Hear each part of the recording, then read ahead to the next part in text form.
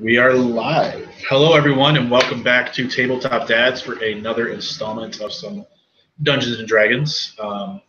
This is going to be the epic conclusion, hopefully, epic and hopefully the conclusion of our Calm Before the Storm. It's supposed to be one-shot. Technical difficulties led it to two-shot. Game set in the world of Illendor that we at Tabletop Dads have developed. I am joined by these two glorious players. Steve was joined us with us last time. Tom was supposed to be with us last time. He ran into some trouble, couldn't get there, so he is with us this time, though. So I'm going to let them go ahead and introduce their characters. Steve, you want to start? Yeah, I'm playing Rael Jarzax, who is a Dragonborn ranger. Often his main duties usually was to lead the hunts, protect the village and the outlands, check the migration of our usual creature of the ice buffalo, and keep the sort of surrounding areas in check. And Tom? I'll be playing Keeper One. I am also a Dragonborn ranger. I'm normally in charge of keeping all the hunting animals, beasts of burden, livestock in one area, encampment, stuff like that, and making sure they stay safe. They are both members of what is called the Cold Storm Kin. In their last session, they were going on what is called the Great Hunt. Before they left the Elder's tent, you were warned of a vision that he had of fire consuming everything, consuming their tribe, consuming the forest, consuming the ice bison that they rely on to get through the long winter. Upon letting them know this, they set out. Strophius, the sorcerer, and Rael, our vanguard, our ranger, set out to discover if they could find the source of this vision and possibly stop it. Upon reaching the lake, they discovered that the ice bison herd that normally they would hunt has been decimated. Carcasses littered the ground, burned up, black beyond a crisp. As they made their way south, following the tracks they discovered, they find themselves in what is called the Smolder Rock Ruins. Ages ago, sorcerer kings ruled the area around the Blue Mountains. The Smolder Rock Ruins was one such kingdom. The temple of the castle of the Sorcerer King himself. They found their way in there. They discovered bodies of dwarves, bodies of humans, a few Dragonborn, being burned in a room by a few fire methods. They quickly disposed of those, no problem. And they have now found their way into another room. And as you approach it, Rael, you see just camped outside the door of this room is your village's pedagogue, Kaibawan, the Beastmaster. He seems to have been here for a little while. You know that he set out ahead of you for the Great Hunt, as he was already out there tracking some movements for some of the herds. So as you approach the door, he is sitting just outside of this door. Glad to finally catch up with you, Kiboan. I was beginning to get worried.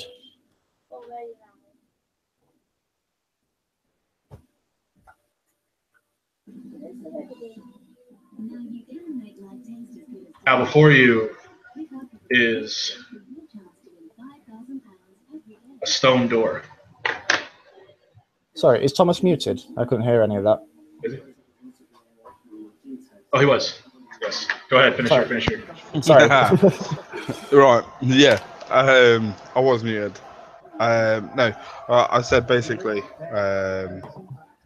yeah, that I've been waiting for a while. I said that it was nice to see you guys catch up. I've been waiting for a while. That was it. And the door he's camped in front of, he probably hasn't opened because it would probably take some effort. It's a stone door. It seems to be a little bit busted, stuck shut almost. But it's the only way forward. The way backwards leads you to the room that you came from. Okay. So, I'd like to maybe get some rope out my bag. And could they investigate to see if there's a way to attach rope to it? can I just there, Kiboan? I was blessed with a chime of opening earlier in our quest. We may be able to utilize that to get through this door. That would be perfect. So Rael goes, attempts to open this door with his chime of opening. Yeah, so as you kind of you knock it against the door in a few different places, this noise just echoes through the hallway.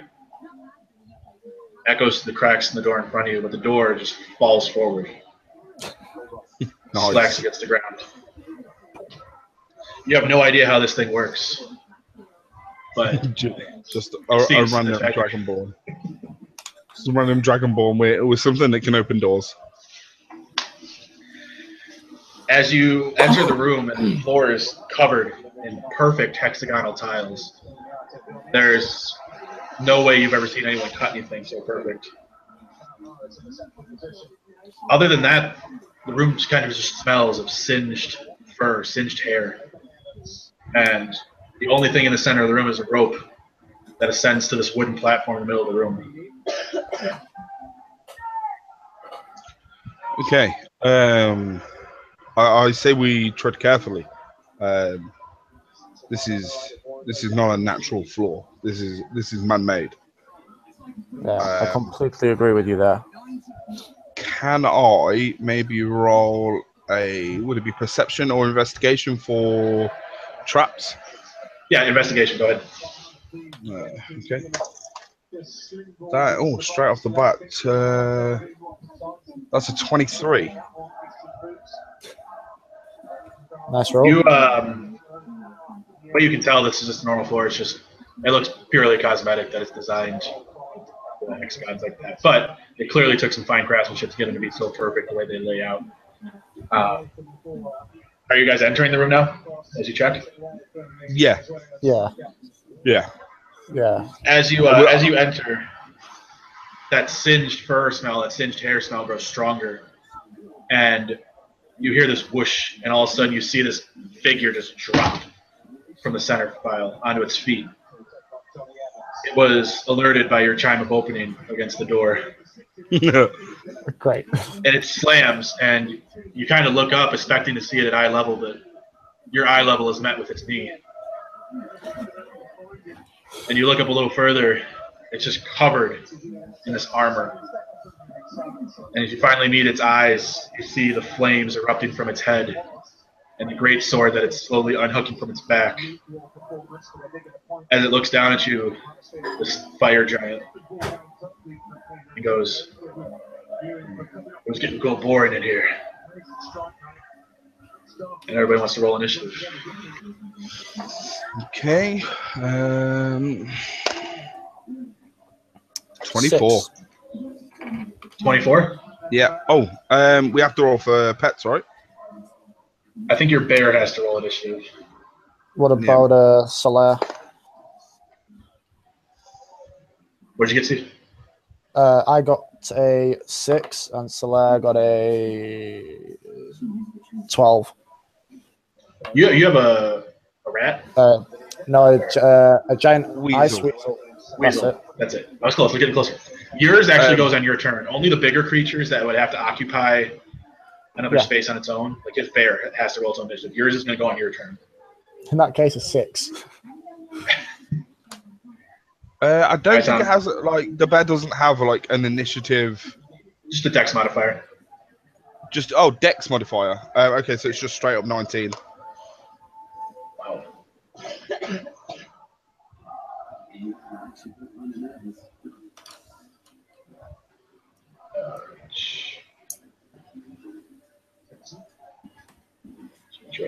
All right, so Kaiba, you'll get to go first. So this thing just dropped in front of you, unhooked its great sword, and it's.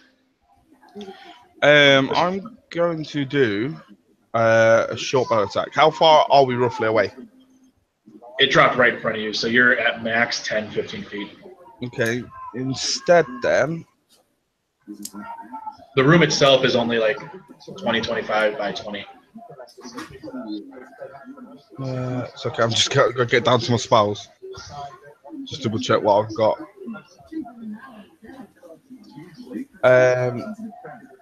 Is that right? Okay, so I will use.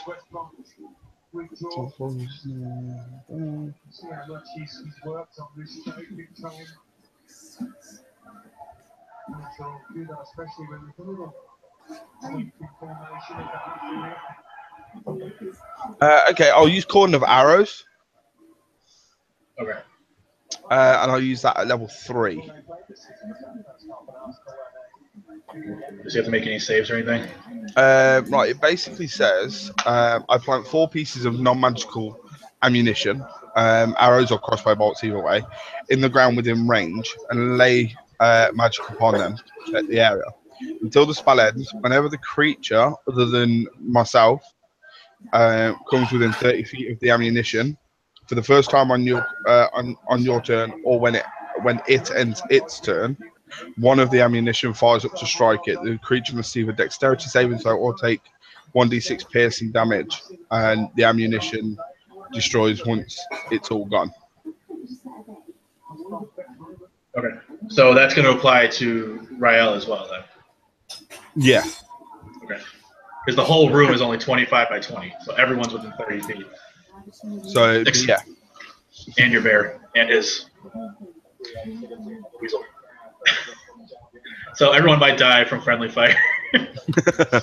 Cheers, mate. I'm glad I found you back there. So now, is that what you're going to end your turn on? Yes. Might use a little bit of movement to move to the side, but not out of range. Okay, so now this bear that's come bumbling in the room after you, it's his turn. And he'll just go on your initiative. I decided since his wasn't his, we'll make it unanimous. So animals will go on the player's initiative. Okay. I suppose he'd just run in and it'd launch.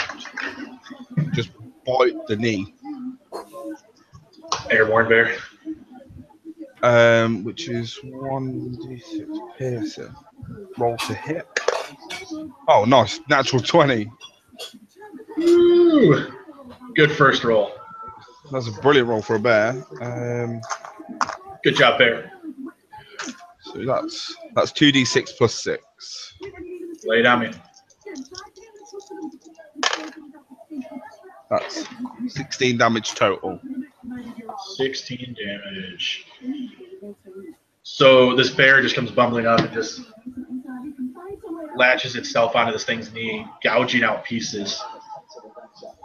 But for whatever reason, it didn't seem to faze it very much, as it only found these small openings between it's got like full plate armor. It only found some small openings in between that. Okay. But that's enough because he did some damage to it at least. And that'll bring up Fire Giant. So this Fire Giant now has unhinged his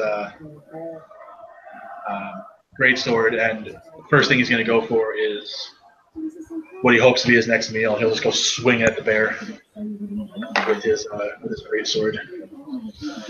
Okay.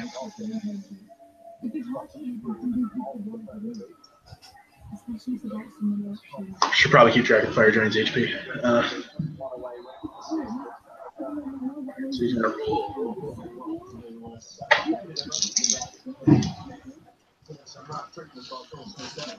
Does a 22 hit your bear? Yeah. Oh, all right. So Fire Giant just raises its greatsword, looks right down at your bear, and just swings down as hard as it can, slashing it through for 28 damage. Wow. Wait. As it comes back through, it flips the sword in the air. You can hear the whoosh of the wind from this massive sword. And it catches it and stabs straight down on the bear for another 28. So it's what, 56? Yep. Okay. No problem. And now it's got to make its dex save for your arrows, right? Yeah.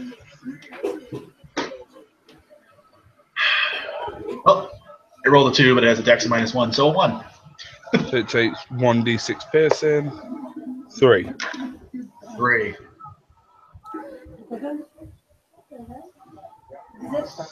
Because I used it at level 3, there's 6 pieces of ammo in total. All right, so that'll bring us to Rael's turn.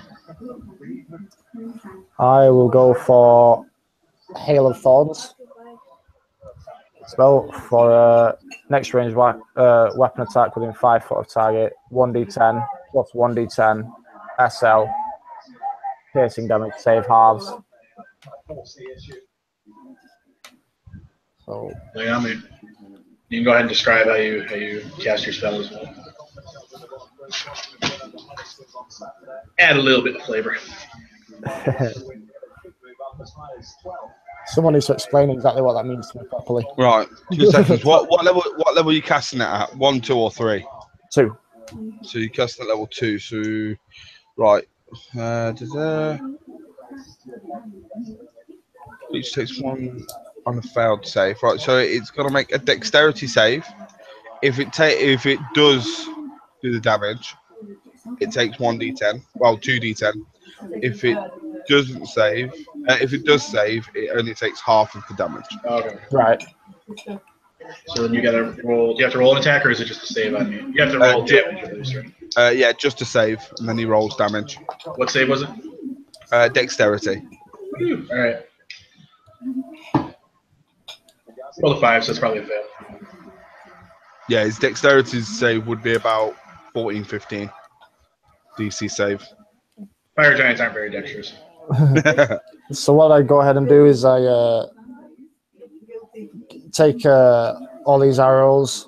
Again, they flash like a with a blue incandescence. I fire them straight up towards the face, an entire tirade whistling up towards his face, taking a 14 damage. Nice.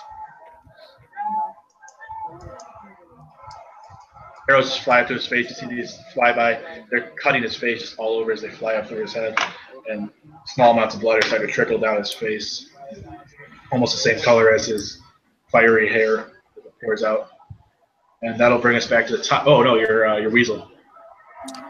My weasel. If you want to risk him. Yeah, go for it. He gets 1 reaction attack of just a standard bite. He's got to get a. So do I need to do a +7 to hit with this, or is it automatic with it being a react? No, he'd still have to roll to hit. He should have an attack, right? Yeah, he does have an attack here. Yeah, that's what you'd be rolling. So 18, and then I have 1d4 +7. 18 was it you rolled? To hit, yeah. That actually misses. What? His armor class is 18, so ties will go to him. Cool. In that case, he misses. So yeah, as your weasel just kind of like weaves its way up the thing's leg, he just kind of shakes it off before it gets too high, and the weasel just falls back down to the ground. Not high enough to take any damage, but he falls back down. That'll bring us back to the top. Cabin 1. Okay, 2 seconds is on. Just quickly jotting down numbers so I don't have to keep scrolling. Because I'm going to make a bow attack.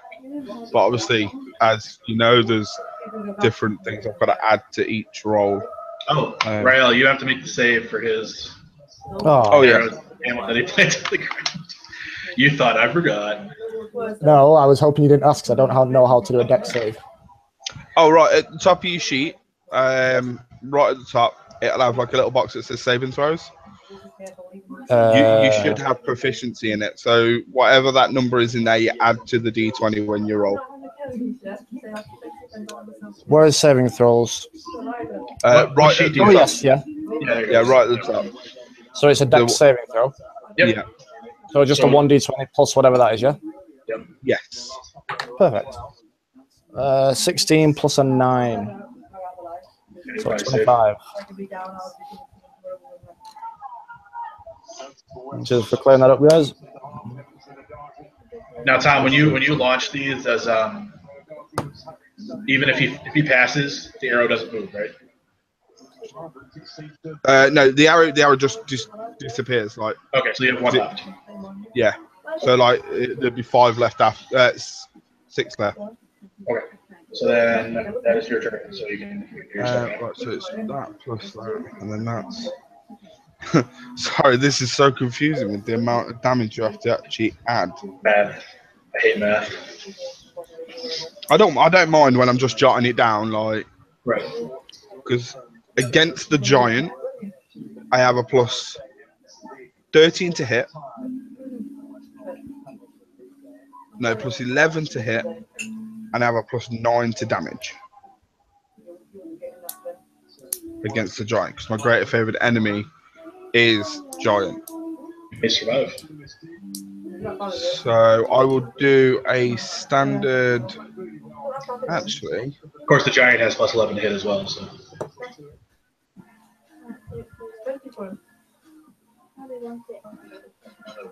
yeah, I'll do a standard weapon bow attack, which is okay. So that's 30.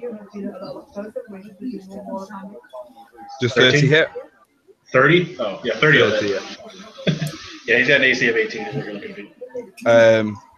And then it's 30. My God. 1d6, and that's 14 damage. 14. You can go ahead and describe your attack. You don't kill him, but you can describe it. I'm guessing, like, is he wearing, when you say full plate armor, is he wearing like the graves and everything? Yeah. Yeah, he's got it all on. Okay, so I'll just like find a bare piece of skin and just aim at it, like anywhere, sort of thing. Like, I'd just search around his body and just find like the weakest point of his armor and shoot at it. Yeah, so you're probably up somewhere like in the armpit, maybe at the neck, because he's not wearing a helmet. I'd aim for the head then. I thought he was wearing a helmet as well. No, he doesn't have the helmet on, just a full plate, just like neck down. Aim for like this section, like obviously 'cause that's where we'd probably be looking at. Yeah, so if anyone's ever wearing full plate, usually their joints are exposed so that they can move, and like their underarms and stuff like that. So yeah, so you can go in for his head, 14 damage. Yeah, you pop off a good shot, and it just scrapes by him again. So he's got all these cuts from these arrows all over his face. That'll bring us to your bear. He rolled a 15 plus 5. Nice. That's 20, and then 1d6 plus 6. That's 11 damage in total. Nice. Yeah, so this time as he's recovering from this arrowhead, he gets another good chomp out of his leg, and this time you take actually a good bite out of his calf from where he has the straps for his pauldrons. And I don't know if I have any bonus action spells. Like, let me just double check.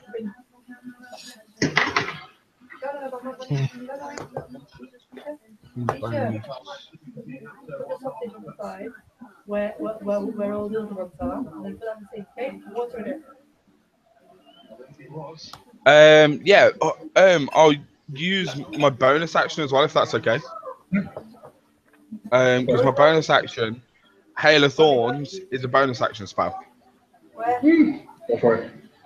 So I'll use Hail of Thorns as well, if that's okay. Yeah, he has to make a save, right? Yes, I just rolled then as well.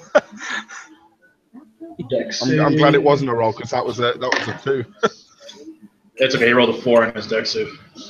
Okay, so that's 2. I'll use it. I'll use my last level 3 spell.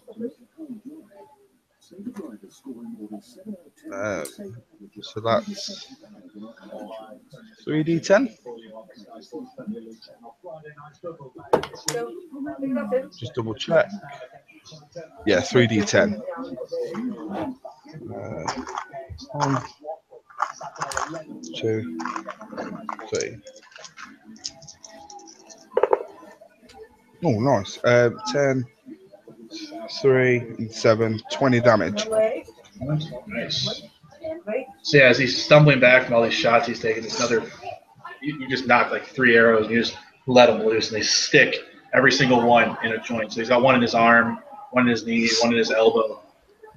You can't really see them because of how small they are compared to him, but he's starting to feel the pain a little bit, and that will bring us to him himself. So as he's stumbling back, he just kind of stops for a minute.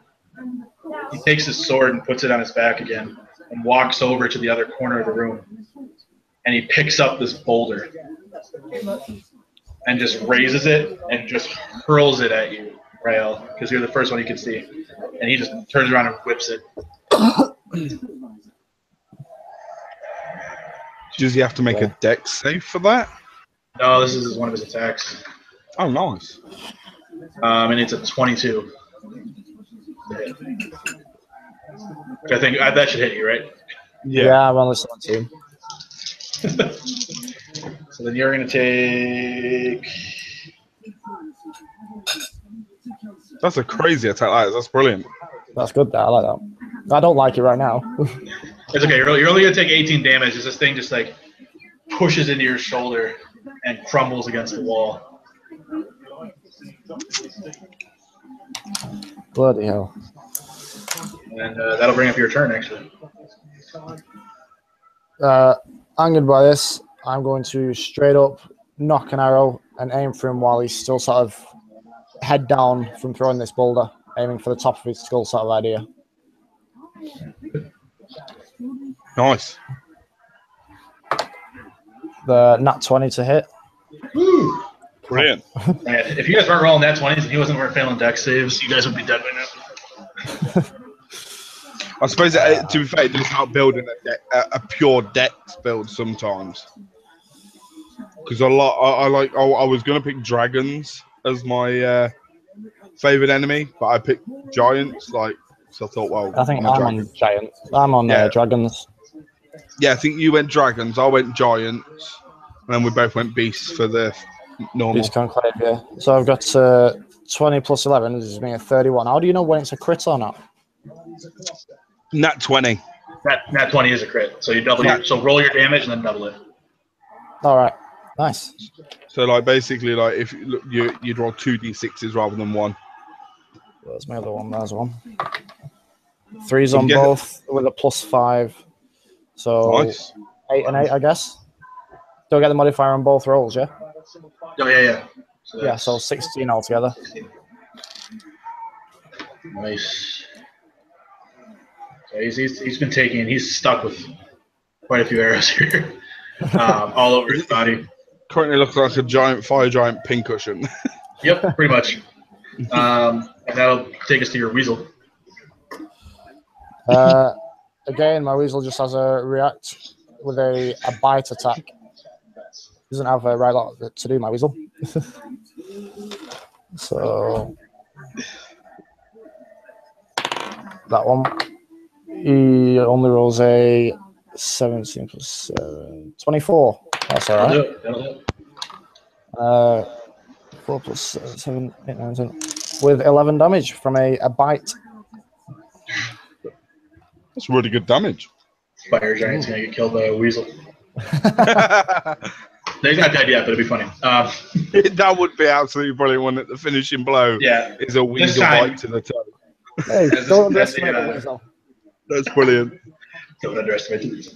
As this weasel goes climbing up its leg again, this time it's dodging all the swings that's trying to swat it off and gets up to that joint in its elbow and just lays its teeth into it before it lets go and just crawls its way back down, drawing out quite a bit of blood on it. Brings us back to Kaibawa. Finish him.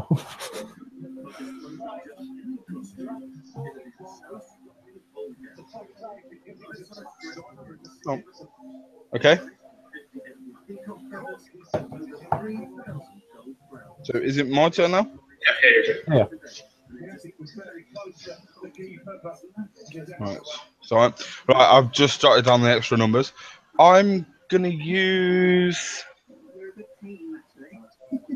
as my bonus action. I'm gonna use Hunter's Mark, which gives me an extra 1d6 damage on the target. Mm-hmm. Then I'm gonna do a. Right, I'm gonna attempt to. Sounds good. I always like it when it starts with "I'm gonna attempt." I'm gonna try. How tall is he?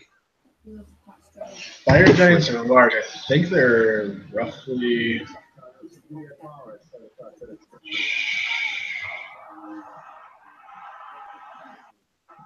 He must be 40 foot at least if he's like his knees are up to our heads. I think they're about 15 feet.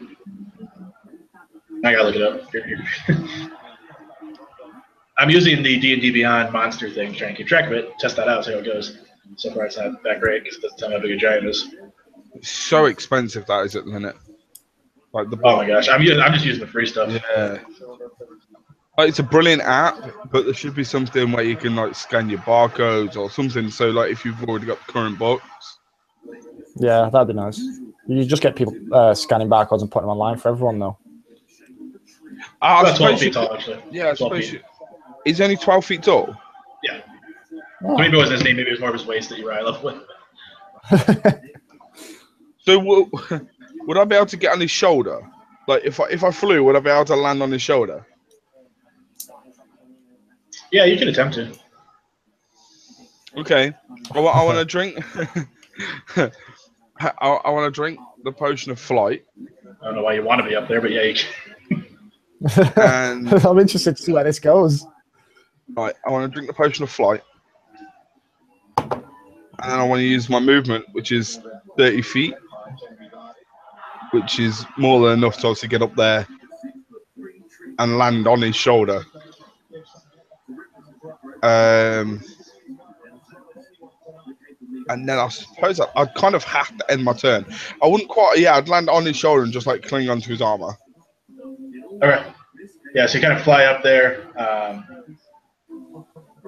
just kind of prop there. And he just kind of like looks over at you like, how the hell did you get up here? Okay. And that'll take us to your bear. My bear is now going to do a claw attack, which is 2d4. That's an 18 plus 5. I hate d4s. They always fall to the bottom of the box. I'm telling you guys, I need to invest in a second screen rather than a million sheets of paper.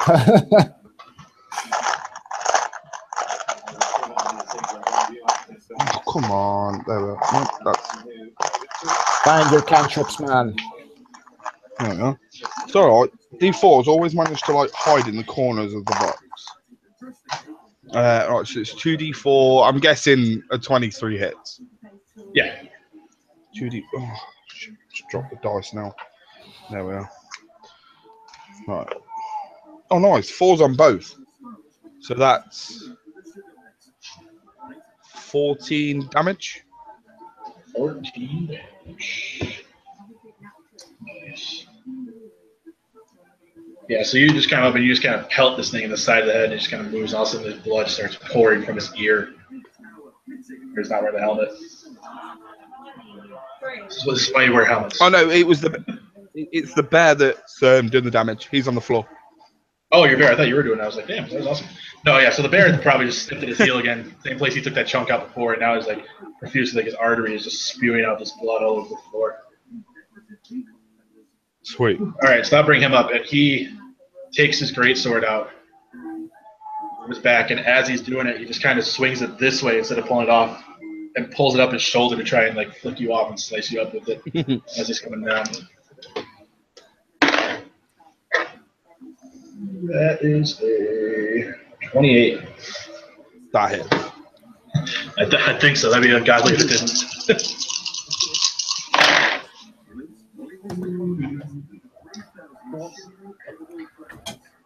That's 22 damage. Okay. On you. And then as he brings it down, he goes to slice at the bear at the base of his feet. And that's going to be a 24 on your bear. Oof.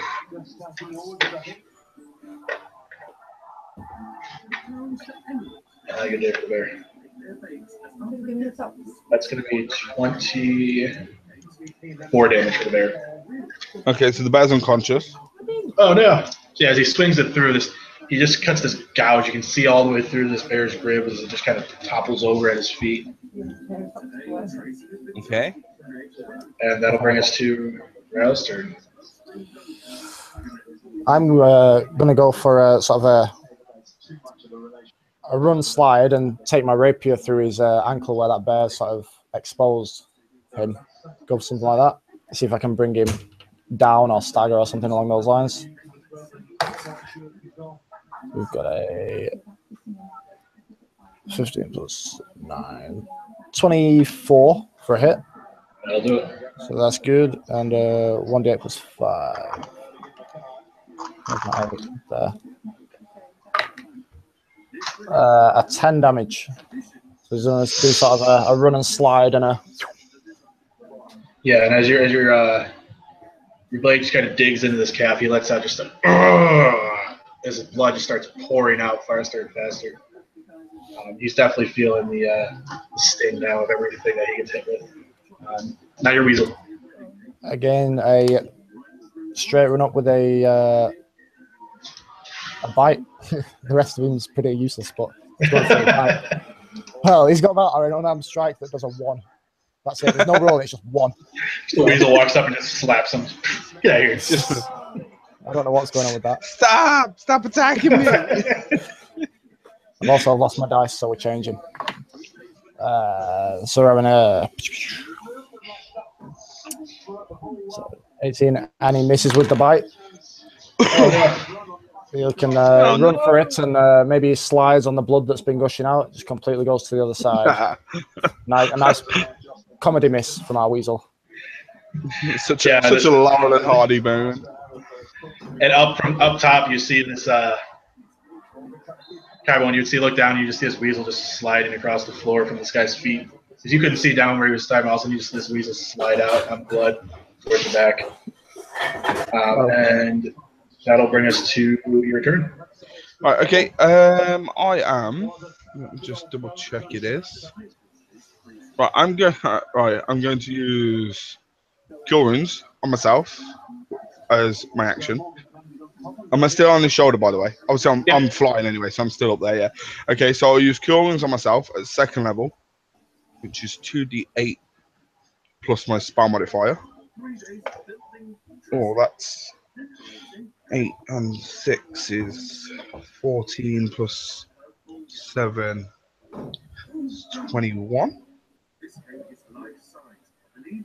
that right? 14 plus, 21. Yeah. So that brings it back up to that. Spot on.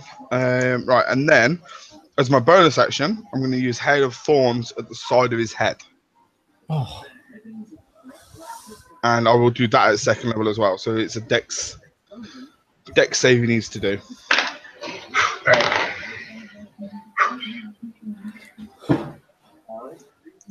Modified 20. So did you say 20, yeah? Yeah. So he takes half damage, and I roll 2 6s, which is 12, so he rolls 6. He takes 6. So as you pull back these arrows right in the side of his head, 2 of them just kind of go wide, one by his front, one by his back. The second one just sticks. It goes right through the hole in his ear, probably punctures his eardrum, and just sticks in there. And blood starts pouring out of his ear as he kind of winces from the pain. Jump to roll death save for the bear. Yeah, roll your death saves for bear. I mean, clearly he's not that important. You didn't even name your bear. He's awake. He is. His name's Baloo, and he's awake because I got a natural 20. Just for honesty, am I supposed to have deck saved for the sake of sliding through blood and taking out his ankle? No. Cool. I like that. Although, Honesty pays off. That's good. yeah, so he's awake and stable with 1 HP. Awesome. What's his max HP?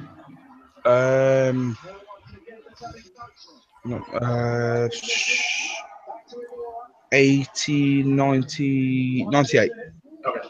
I just want to make sure in case I fire giant hits him and kills him. If you do double that, yeah. Drink from that line, All right, so Cogboggy's not looking very good now. He kind of looks around, just the greatsword still in his hand, and he looks down at you, Rael, and he goes freaking ape shit crazy. Just goes to stab right at you with this greatsword. Does a 16 hit you? No, I don't think it does. I think he's got a 17 AC. You have 17 as well? Stephen? Oh, sorry. muted? No. I thought he was saying to you. You got it. Okay. Yeah. So it starts like you just kind of like you duck out of the way. This blade just coming right over your head. Like if you had hair, it would have shaved it clean off there. And as you do that, though, he comes back with a second one, and Ooh. you look over your shoulder as he goes to swing, and you're able to jump the sword as he just going low, and it just goes right underneath your feet. And that'll bring it up to your turn. Whilst I'm doing that, whilst I'm sort of jumping over, can I just strike downwards at his wrist? Yeah. As it's next, so go for a 14. So we're on a 20, modified 20 to hit. Yeah, that'll do it. 1d8 plus 5. With 8 damage on his wrist. Yeah, so as you kind of like his sword's coming by underneath your feet, you just kind of jab down real quick, poke the artery right in his wrist, and this blood just kind of starts coming out. And he's bleeding profusely. The floor is no longer this stone color; it's just red, deep red. All that fancy architecture means nothing now. It's just acting as canals for the blood. That's it. And weasel. I love it when you say it's time for your weasel. This weasel's got to have something better. It's good. Oh, I have advantage on saving throws. That's it. Right, he's going to bite him then. He's going to run for a bite. And he gets an 8. He gets an 8. So yeah, he's still trying to gain his footing from the blood. He's just slipping all over the place. Like he has four rollerblades on. He's not doing well. This was a nice sort of whitey blue ice weasel. He's now filthy red brown stained. He's not looking very graceful. Like a dog on laminate flooring, just like yes, exactly. Flooring away. And Kaiba, brings up to you. Right, I will. Do you want to know something? Right, I'm going to.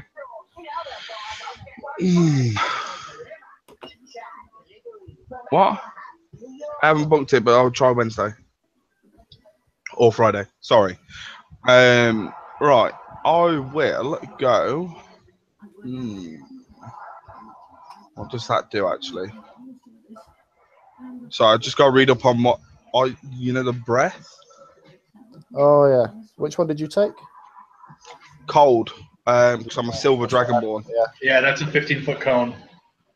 And literally. DC is 8 plus your. So it's 17. DC 17? Yeah.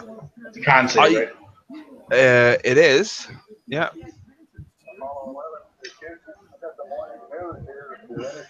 What level are we again?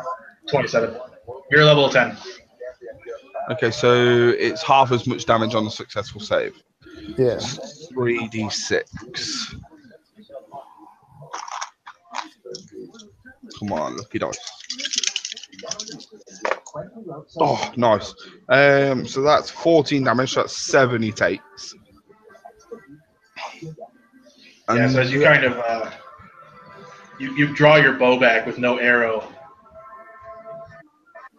Or no, you said breath weapon. I said you're thinking you cast a spell. No, it's a breath weapon. I'm like, no. So yeah, you just kind of like open your mouth. You just bow down. You just look like you're about to scream, and all of a sudden this ice just pours out of your mouth, right at the side of this thing's head, and just right where the blood is coming out, the blood freezes as it's trickling out of his ear, and this giant like frostbite black just covers the side of his face.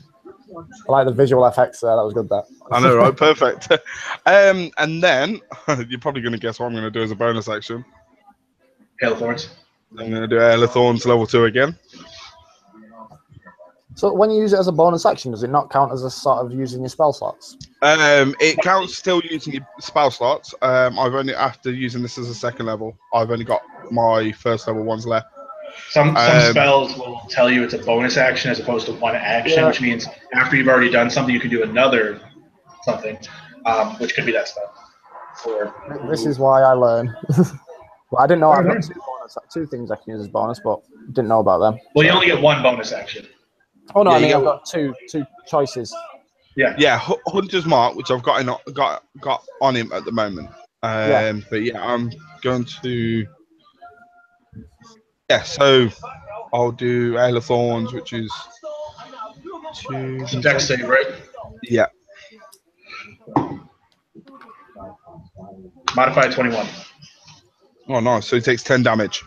I literally rolled 2 10s, so that was perfect. All right, so as you fire all 3 of these shots, they stick into his neck at various points. One puncturing his jugular as it cruises by his neck. And he drops down to 1 knee. So kind of roll me a dex save to see if you can stay on his shoulder. I'm flying, aren't I? So I just. Oh, yeah, so you're going to stay right where you are. Yeah, just and all of a sudden, sort of like, stay it's where I pretty am. much the floor coming out from underneath you as he drops to 1 knee, like leaning on his greatsword. Which will bring us around to your bear. Oh, yeah, shit. So I forgot he was up again. So I will do. He'll try and launch up, as ill as he is. He'll try and launch up and reach for a weak point in the leg, or if he's low enough, the head maybe. If he can reach to claw. And that is, oh, nice. That was a nat 20 plus 5, so 25. Okay, well, he had 1 HP, so go ahead and describe how you kill it. Oh, really? Oh, we should have let my weasel slap it. Oh, no, yeah. Oh, that was brilliant. He earned it. Yeah, so as the bear jumps up, and he just launches claws out straight for the throat and just sort of rips the jugular out there, just like rips the whole section out. Obviously, leaving the giant there just bleeding, leaning like on his sword. Yeah, as he starts to lose consciousness from the blood coming out, he kind of it was a noble death for Cogbog. His name was Cogbog, but he topples over and takes out the support beam of this this platform that he was resting on, and all of a sudden, this gold and silver and copper just pours down onto him that he had stashed up there. He was up there counting. So you guys are now out of combat. You have defeated the fire giant. Impressive. The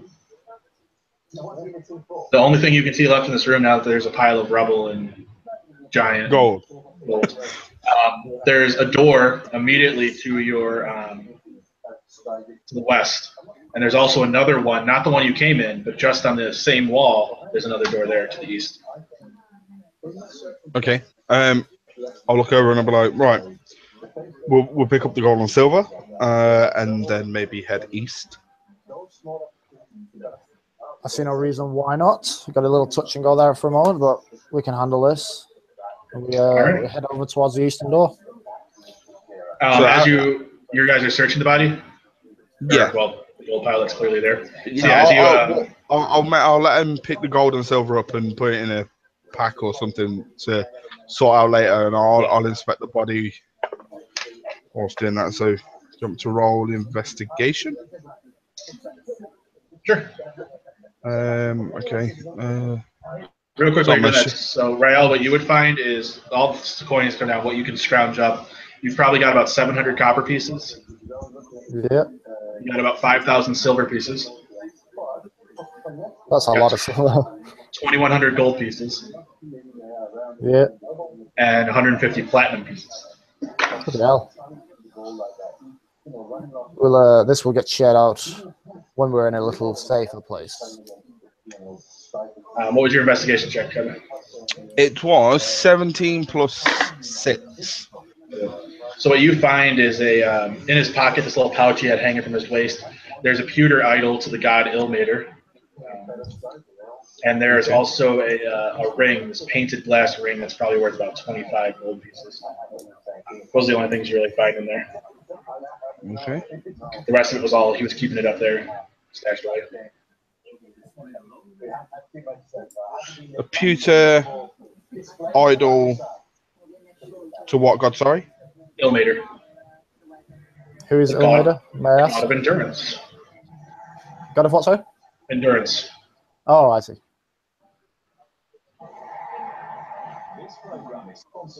Seems fitting. There we are. Okay, so we'll head east. East, all right. Would it be wise for us to have a quick rest here first? To heal up, maybe? Yeah, I'd go for that. I took a fair bit of damage. Sure. If you guys want to do a short rest. How big is his sword? I don't want to take it. I'm just curious. I mean, it's probably usually the greatsword is usually like probably a little larger than a torso. So he's probably got a good 4 or 5 foot sword. So, would it be big enough to Can I block a barrel door? the sword? Big enough to block a door? Yeah. It's not gonna be wide enough to block a door. But if I put it down the middle, it would create people would have to make noise to get through. Probably. Okay, so would I be able to somehow maneuver the sword to block the main door we came in? Yeah, you have to roll a strength check to see if you can Okay. maneuver. Can I assist him with moving this? Yeah, so if you want to roll an advantage, Kylie, you can do it. That is 18 plus 2, so 20. Yeah, so you can drag this thing around. You've kind of got good leverage on it. Okay, so that's just blocking the entrance we came in, like just creating, like you said, there were perfect hexagonals on the floor. Just sort of like wedging it in the one closest, so it creates an obstacle. Yeah. Whilst we take a rest, we don't want anyone else entering. Yeah, perfect. So you guys, short rest, you guys can go ahead and roll some hit dice. If you want to Okay. grab some stuff back. Anyone want to go ahead and explain quickly how I do this? I've never had to do this before. I'd say, Yeah, to be fair, we could probably take a long rest looking at it. Yeah, I mean, long rest is a minimum of 8 hours, so you'll be in there for a while. Just to like kind of figure out, because obviously we'd have to figure out a way to carry the gold, stuff like that. So if we take a long rest. Yeah, go for it. If you want to take a long rest, that way you can get full HP back, including your animal companions, and you guys can get all your spell slots back too. So, on that note, what would you do if it was a short rest to recover your HP? You know where it says hit dice, and you should have 16 d8s, I think. I've got 10 d10 plus 0 in there. Oh, yeah, 10. Sorry, you're not 16, you're 10. So you would roll any number, however many number you want of those d10s. Yeah. Add your Constitution modifier, and that's how many hit points you would get. Ah, I see. Fair enough. So you can use all 10, you can use 5. Whatever ones you use, you don't get them back until you do a long rest. Oh, right, okay. It's just for future reference, that's all. I can remember having to use hit dice in one of my other campaigns, and I rolled all my hit dice and rolled all ones. It happens. It's a good I feeling. couldn't believe it. Literally gained like 9 HP, and I was on 3, so it did nothing. I'm just going to quickly send a message to our other party member who's not here, see if he's had an update. 1 second.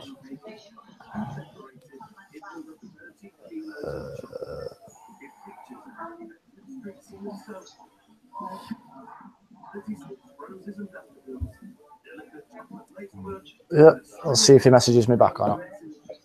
So you guys wake up from your rest. You don't know if it's night or day, but you feel rested up as you kind of awake. And you push your way over to the east door. It's just a stone door, similar to the one. It looks in a little bit better condition than the one you came in through. Okay. Can I check if we can see it, like hear or smell anything through that door? I have an advantage with having a weasel of perception with hearing and smell. Yeah, go ahead. So advantage works. I just roll twice, yeah. Yeah. Roll twice. Take the highest. God for that, because that was a 1. A 1 and a 17. A 1 and a 17. So the only thing you can smell is it smells like mushrooms, fermented mushrooms. Is the only smell you see coming through there. Doesn't sound like the end of days. What do you say we bust on through? Yeah. Would you like to use your charm if we can't open this normally? Yeah, of course. I think we get 10 uses, right? Yep. So you have 9 now. Yeah. We'll attempt to open it normally first. Okay. So you walk up to it and you kind of just, you're skeptical because every door you've hit's been a crapshoot. You just kind of push a little bit and it slides open. Oh, nice. Into a hallway. The hallway looks very long. You can't even see the end of it with your dark vision. But you can see from the left, about 20 feet up, there's a light coming out. And before you go investigate that, I'm going to say we take a 2-minute break because I have to go to bed. Yeah, that'd be perfect. No worries. I'll give a quick call while we do that. It's easier than message.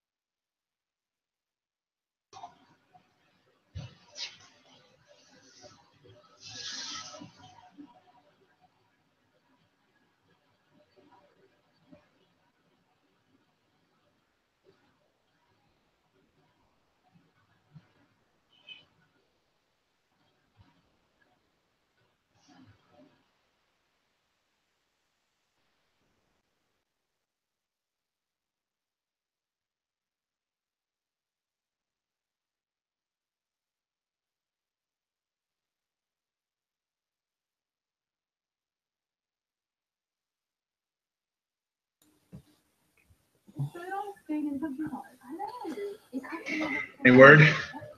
Hey? Any word?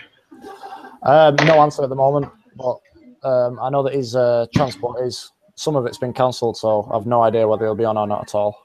Okay. But I have sent him a message. If I get one back, I'll let you know.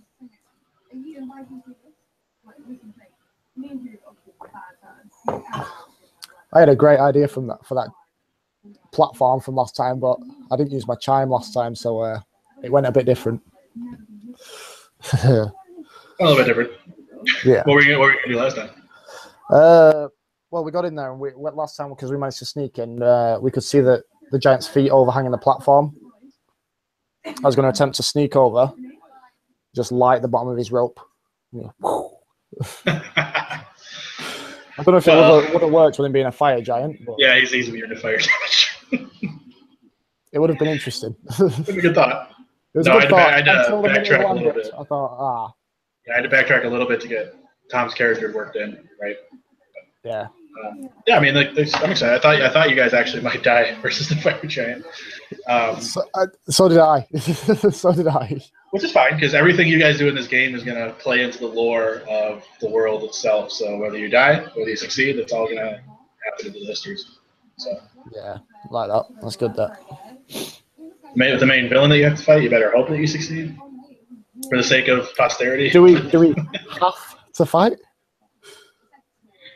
It'd be a pretty boring campaign if you didn't, but yeah, you don't have to. No. Pacifism is always an option. Just as an idea, you know how Thomas is using sort of Hail of Thorns at level 2 and such?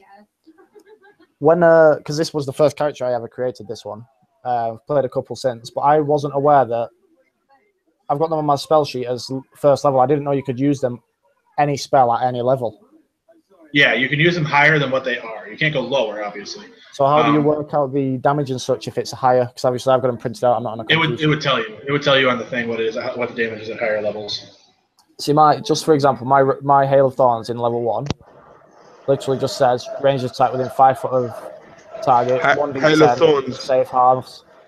Hail of Thorns increases by 1 d10 per level. Hey. Oh, I see. I know you've just seen yourself on the computer monitor. Another Calm cat. down. It's you.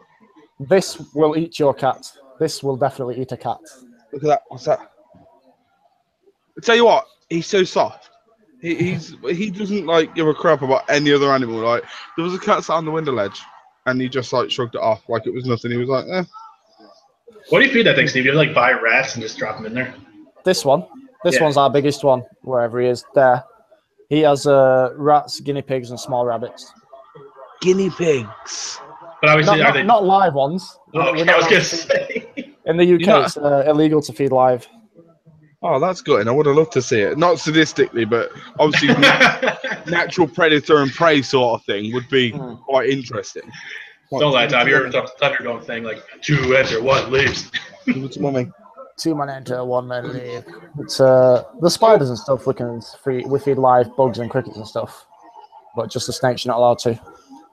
That's crazy. Like, you shouldn't be against the law considering it happens in the nature. Do you know what I mean? the thing with it is that like when it's insects and stuff, it's something about them not having a spine or a nervous system or something, so they don't feel the pain. Whereas a mouse, a rat, a guinea pig, they're invertebrates. Yeah, because they don't feel the pain in the wild. Like, well, that's that. It's an ongoing argument with like everyone in the herpetology world, but all right, it's just campaigners and stuff. So we'll continue. So the hallway that you've entered now, far enough that you can't see the end of it even with dark vision, but there's a light coming out of the left-hand side, probably 10, 15 feet. Is this like a fire torchlight, like a flickery light? Yeah, like torchlight. It's just faint. Yeah. I say I would ready my rapier and press on sort of stealthily, see if I could gather anything from that little alcove or turning or whatever it seems to be. Can I am going to use a spell slot. Actually, no, I won't. I'll just use some of the bits out of my bag to fashion like a flammable arrow, like like torches and stuff like that.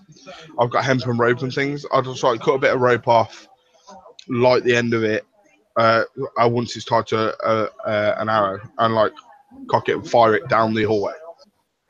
Just to give that quick glance of what could be near the end. Yeah. Nice idea. I like that. Yeah, go for it. So you can do that. So you pop the shot off. You're sitting there twinkling around and lighting your fire torch and all that. You fire the arrow, and as it gets to keeps going down the hallway. It just keeps lighting up the hallway until it hits a stone wall at the end, and just drops and fizzles out. Before you can do that, you can see a quick flicker, and it looked like there was an opening down at the hallway. Not directly at the end, not straight ahead. It looked like it turned, but you couldn't see it quick enough to get which direction. Just sort of something that didn't cast light on it. Just looked like a okay sound. Okay, so I suppose I'll turn to Ray Allen. Be like, we'll check out the first opening first. Yeah, sounds good. You've lost your overlay. That sounds good. Oh shit! It's not a big issue. I just thought I'd let you know. It happens. I don't know why it happens. So you approach this door. It's another, as almost every door in here is, a stone door. But you can see through the light, through the opening at the bottom is where the torchlight's faintly coming through. And that smell of fermented mushrooms and alcohol just kind of hits you in the face. Stronger now. Much stronger. What are we thinking? Potentially some kind of kitchen or cook area?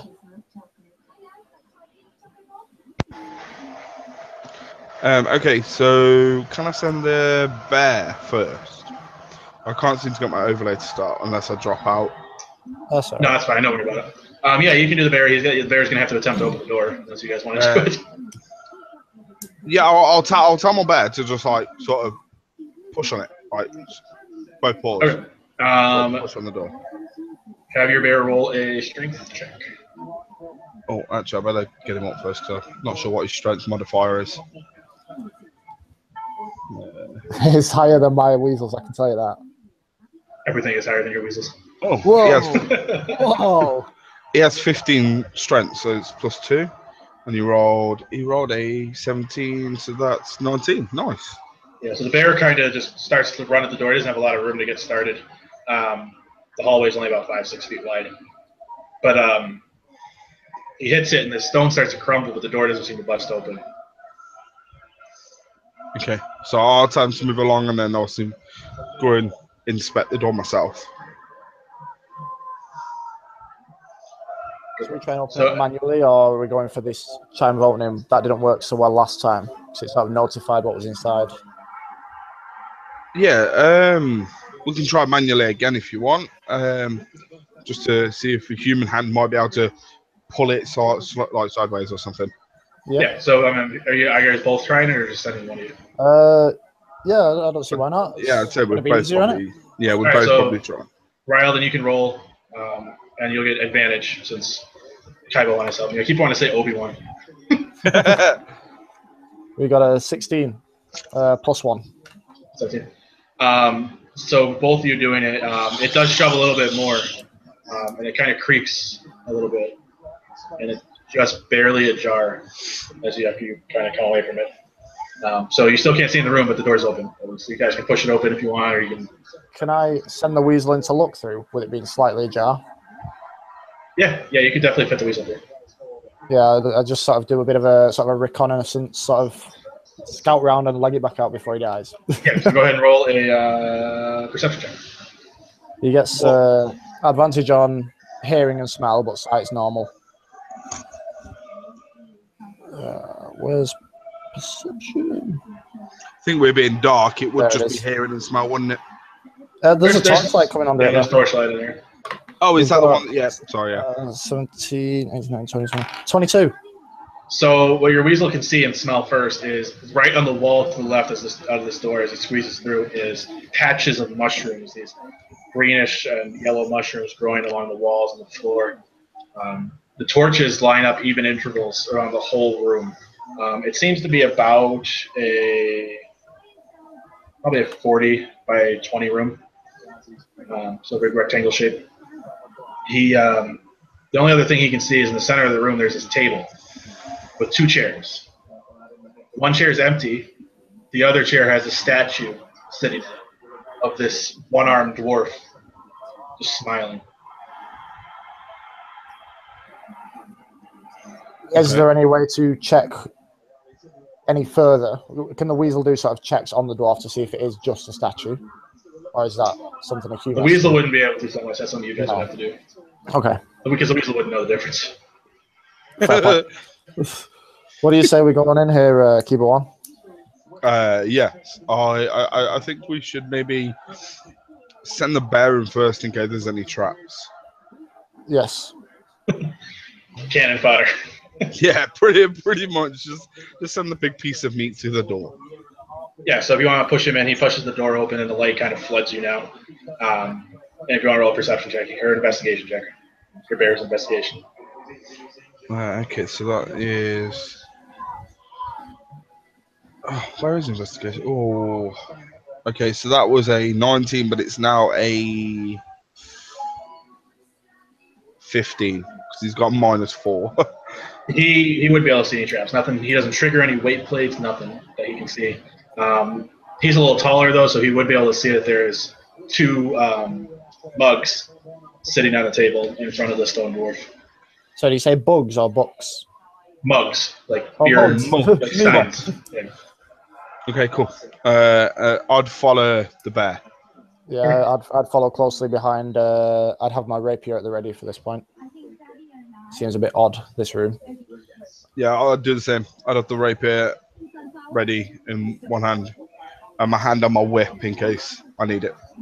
Okay, so as you walk in, there's not anything happens. So what do you guys want to do as you kind of enter this room? Could I... Is there anything we could gain from the mugs? Does it smell? Is there anything in them, or is there anything to indicate that the mugs have caused any of this? There's nothing in them. You can still smell alcohol a little bit on them. That alcohol smell that you had before, but there's nothing in them. Can I maybe check this dwarf out? Like, do like a proper inspection? You say it's a statue, yeah? Yeah, it's a statue of a one-armed dwarf is kind of like smiling. He's kind of staring straight across the table. Okay. I presume the other seat is directly opposite him. Yep. The empty seat. Right, so just outside of game, I've got a hinkling of what could have happened to him with him being a dwarf and stone. And one arm. Yeah, and one arm. It could have been turned to stone by something. So I was thinking similar sort of idea. Tribesman, if you want to go up and inspect it. Okay, so can I do an Arcana check on it? Sure. There's no other doors in this room, just the one we came in. No, there are 2 other doors. If you look around, there's one up to the where is that? West. It's heavy duty. It's an iron door, so it's a little rusted, but it's an iron door. And then there's one to the east. So you guys came in from the south. There's one to the east, another iron door, and then to the north, in the same corner as that iron door on the east, so the northeast, I guess. There is a stone door. So there's 3 doors besides the one you came in. Okay. Okay, I rolled 17 on my Arcana check. Okay. You do get a weird sense from this dwarf. It doesn't seem to be an average statue. And as you get a little closer, like, are you right up to it? You're kind of just like fiddling around with it? Yeah, sort of like right up, sort of getting the feel of it, seeing, kind of inspecting the limbs that are missing to see if they were missing before or after the stoning process, sort of thing. Yes. So as you get over to that the armless side, the hard side that has no arm, you hear this crunch. It's like, and as you look back up, the dwarf is looking at you, and he's still smiling. And he kind of nods to that other chair, and he takes the mugs, which you don't know how, but all of a sudden they're full of ale. And he sets the other one at the other table, at the other chair, and keeps his in his arm, and pulls back towards him, and just kind of nods for you to sit at the other chair. Does he make any motionings towards me, or am I sort of out of shot at this point? Was he facing us or away from us? He was facing towards you, Right. but he looked at Thomas. He hasn't looked at you yet because he was. Okay, Motion. I will sit at the table, but sort of just push the mug aside a touch, so like it's not in front of me. I just want to push it out of the way, being very wary of what's going to happen, keeping my rapier in my hand, so like on the table. Out of game, So- I've just got a message back. It should be on within 5-10 minutes. He's managed to get a lift. Perfect. So I've actually got prop representation for this one. So what he does is this dwarf, he's missing his left arm. He kind of, as you sit down, you push the thing over. He looks at you, looks back at the cup, and he gets ready. And he takes his cup and goes like this and slams it down 3 times, and then just downs the whole mug and sets it back down. And all of a sudden, it's full again. And now he looks at you and he waits. Drinking competition. Whilst this is going on, can I investigate the iron door? Just see if I can see anything through it. Which one? Okay. It's one in the west and one in the east. The one that's the sort of iron grid one, not the stone one. No, there's 2 iron doors. There's Oh, 3 thanks, doors. there's a stone one. There's 3 doors total besides the one you came in. The one directly Of course, across yeah. on the north side from where you came in is stone. And then next to that is an iron door, and then on the west side is an iron door. Okay. I'll go for the western one. Okay. You walk up to it. It's pretty rusted, and it looks to be rusted shut in some parts. The stone is kind of merged with the rust. It's been here so long. So it looks like it probably takes some force to get into it. Okay. Can I do a check on the beer first? Yeah. I suppose it'd be so. I'm thinking survival to see if it's like got any Well, you can do survival. Yeah, like. Oh, nice. The 21. Yeah, 21. You sense harmless magic in the point where obviously that's how the mug keeps refilling itself. Kind of like if you ever saw the post-credit scene from Doctor Strange, Yes. where Thor's kind of down in that beer, just keeps refilling itself. That. Okay. So I'll down it and like slam it on the table. Be careful The what dwarf- your keyboard on. The dwarf's smile just gets a little bigger. He goes, ha ha ha ha, game time. And he downs another one and sets it down and looks back at you. Okay, so I'll look over and I'll be like, so you can speak.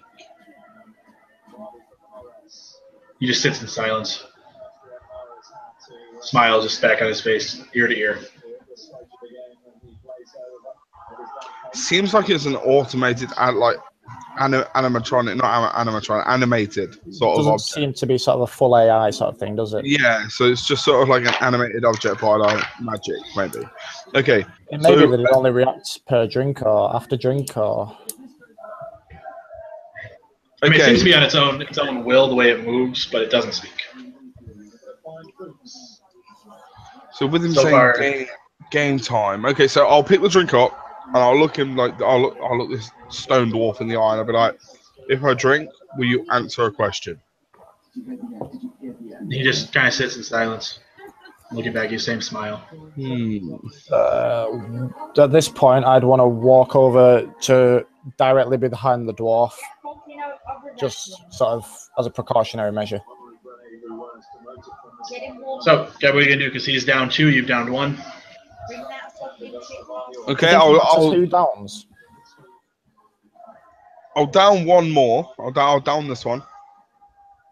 Okay. So you down the second one. He keeps his smile on you and just kind of nods. Now you need to make a Constitution save. Oh, nice. 1922. 22, nice. Okay.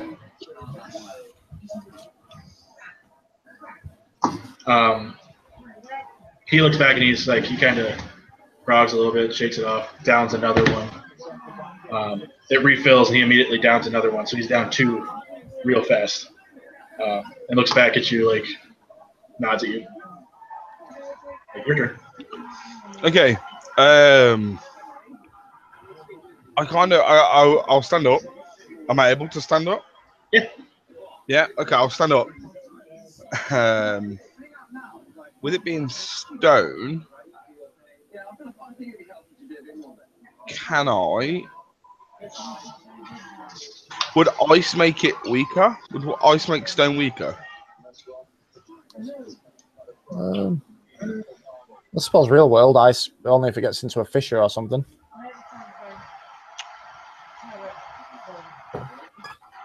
Let's see what I've got.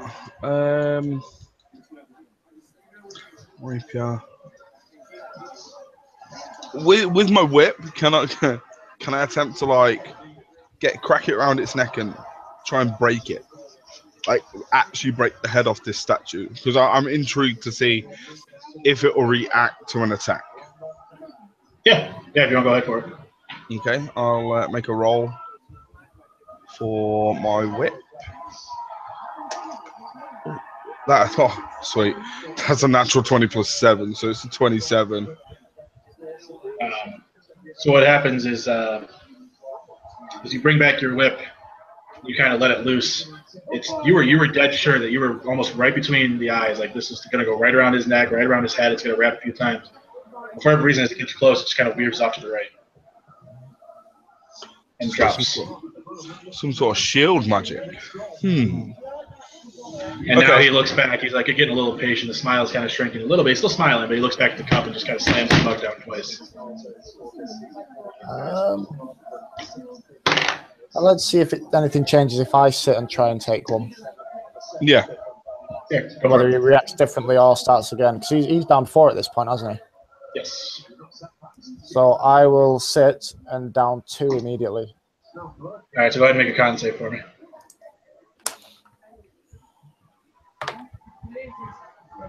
$21.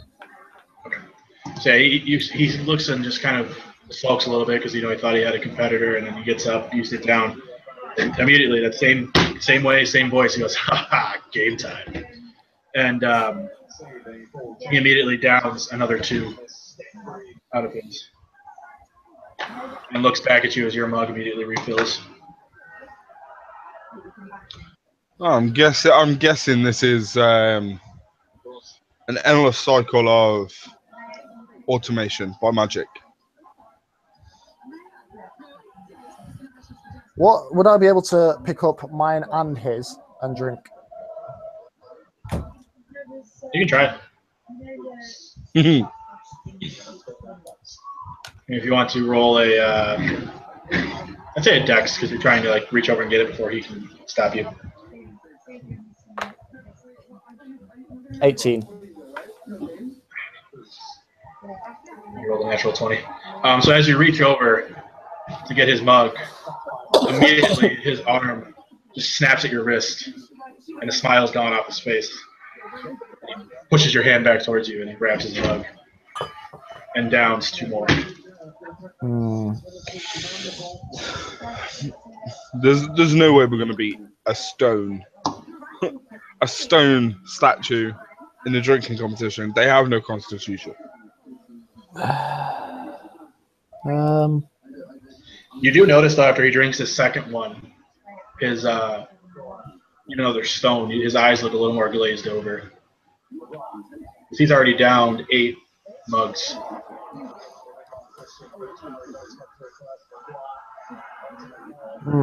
So what would he do if I just like tipped it away? Because my mug's technically empty then.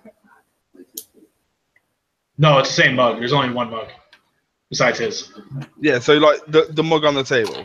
So what would he do if we just tipped it away? Can I walk over and just like take the mug and just tip it on the floor? Yeah, you can try to. So as you walk over, you pick the mug up, and you go to like drop it on the floor. And as you go to drop, you notice it's not in your hand anymore, and it's appeared back in front of Rael at the table, full. I'm interested to see how this goes. If you agree, I'm just going to go for this sort of drinking scenario, see what happens. Okay, no problem. I'm intrigued here, so I'm going to down another one. 1 more. And he looks at you, looks down at his drink, and kind of takes his hand off and holds up 2 fingers as your cup refills, because again, then I will down it so I'm even. So you've down 4, he's down to 8, so you're halfway there. You need to make another con save.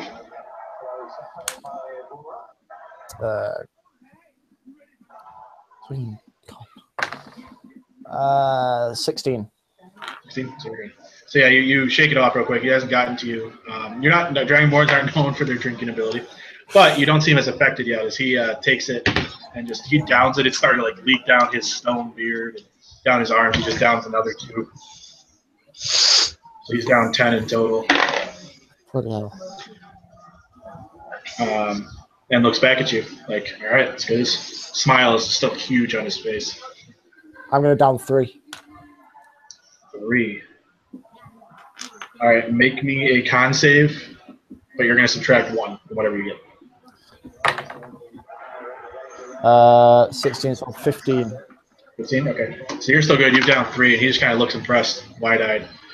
So this time he goes, all right. He goes and downs 4 in like the matter of seconds. And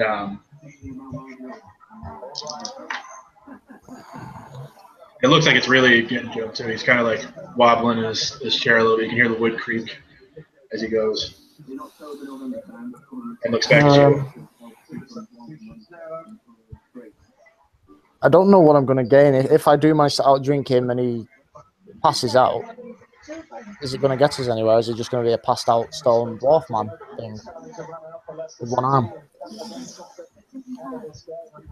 Well, we've come this far. I'll go for it. I'll drink. I'll match him. 4? Okay. So make me a con save at disadvantage. Okay, no. 9. 9? So this one, it kind of gets to you a little bit. You start to feel a little bit lighter headed as you down 4 of these in like rapid succession. And he goes and downs 4 more just super quick. Same way. What the hell? And as he sets his mug down, you see him smile. He starts to falter. And he just falls face first into the table. And shatters. The stone dwarf just shatters. The mug in your hand just shatters. Not a single drop of alcohol anywhere, as if there was never anything in there to begin with. And you hear this crumble behind you as that stone door that was immediately across from you crumbles as well. As the stone door falls apart. Nice. Now it's just you. So am I inebriated at this point? You're not. You needed to fail the con save 4 times. Oh god. Lucky. And every 2 drinks was a. So every 2 drinks was a con save. 3 you did -1. Every 4 you did disadvantage. So you didn't. The thing was you didn't have to match him. You could have drinking 1 every time he drank 4. But he was trying. He was coaxing you to try and get you to lose. That's how you drink, Kibo one. You kind of look over and I'm like, well done. Maybe we should inspect. I was going to say, providing that he was like a sort of a stone one-arm thing, I presume he doesn't have any pockets, pouches, anything to look through? No. I reckon we inspect that doorway then.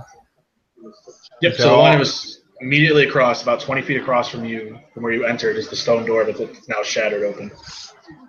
Can we see anything through it? Yeah, if you want to go up to it and look and roll a perception check on it.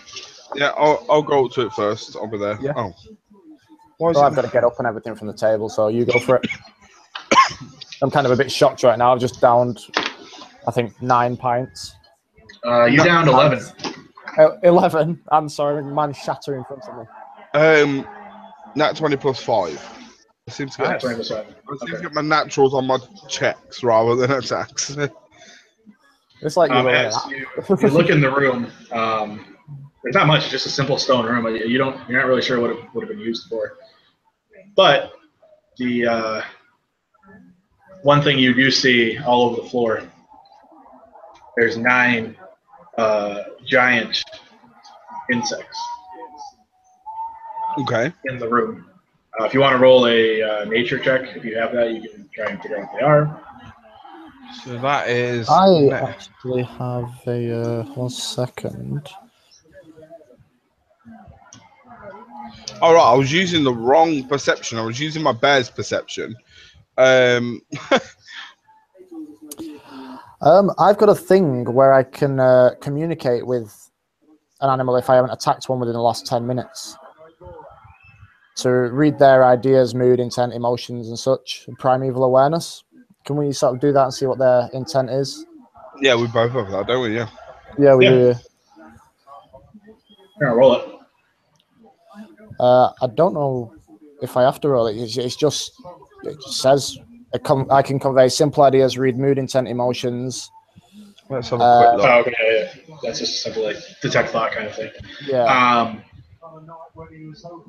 So you get the intent. All you hear is clicks. There's like nothing going through their heads. They seem like very simple creatures. They're big. They're huge. They're probably about your size, but they're beetles.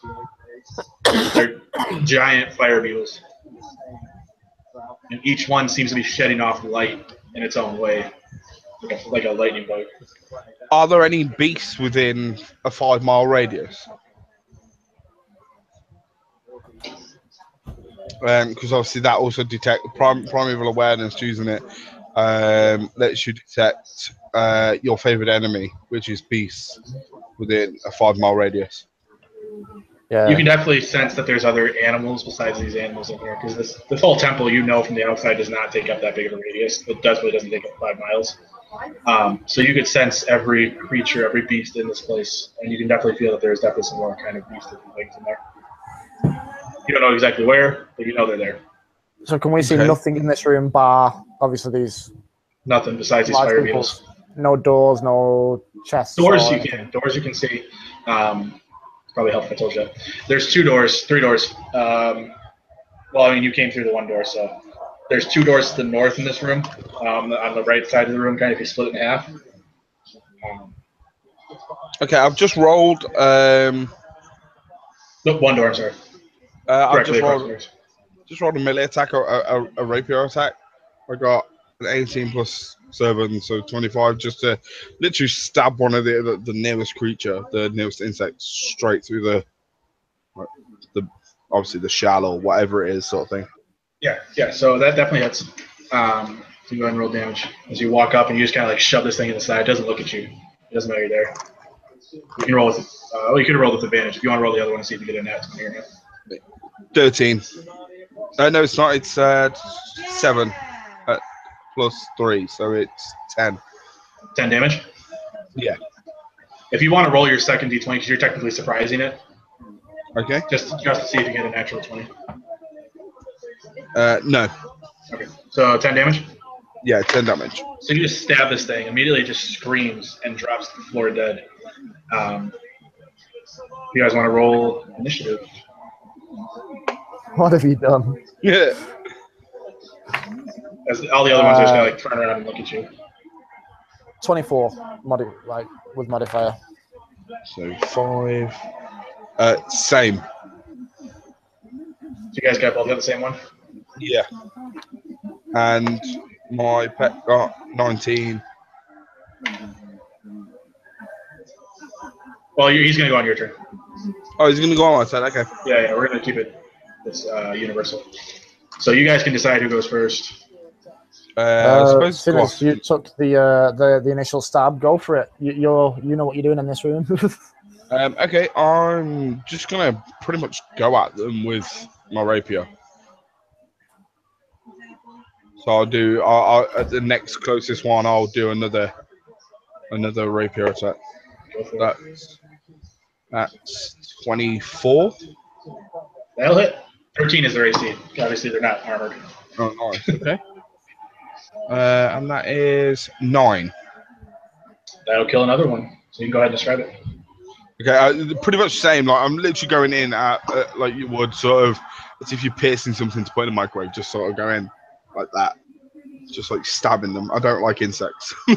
Yeah, and this little blood, just this sticky blood, just kind of pours out. It's red, like bright red, not blood red, and it just kind of spews out a little bit from these little puncture wounds that you're getting in. And now I believe your bear can go. Okay, he will do a claw attack, which is 2d4. Okay, so that's a 14 with that modifier, so that'll hit. And that is 4 plus 3, so that's 7 damage. And that's another one that you've killed.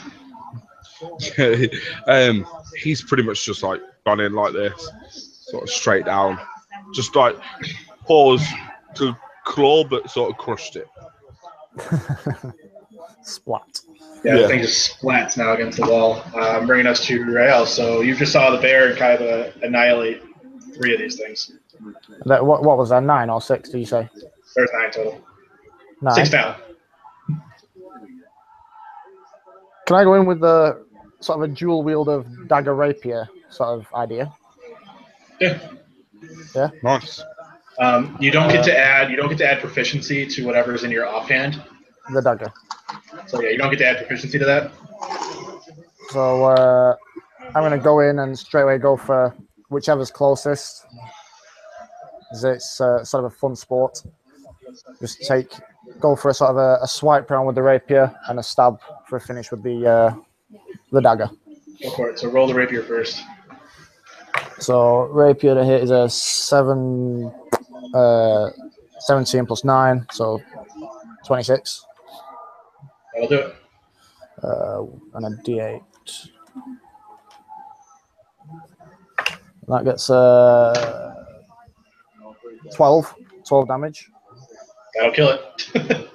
Nice. So, does that end my combat for that turn, or can I carry on with the dagger into something else? Or is that... You don't have 2 attacks per turn, so I was thinking about it, you probably wouldn't be able to. Okay. So once you've killed the your stab that you've already done. In that case, my weasel will lunge forwards and attempt to bite the next one. Yeah. Just slap it. I'm going to save that slap for an important event.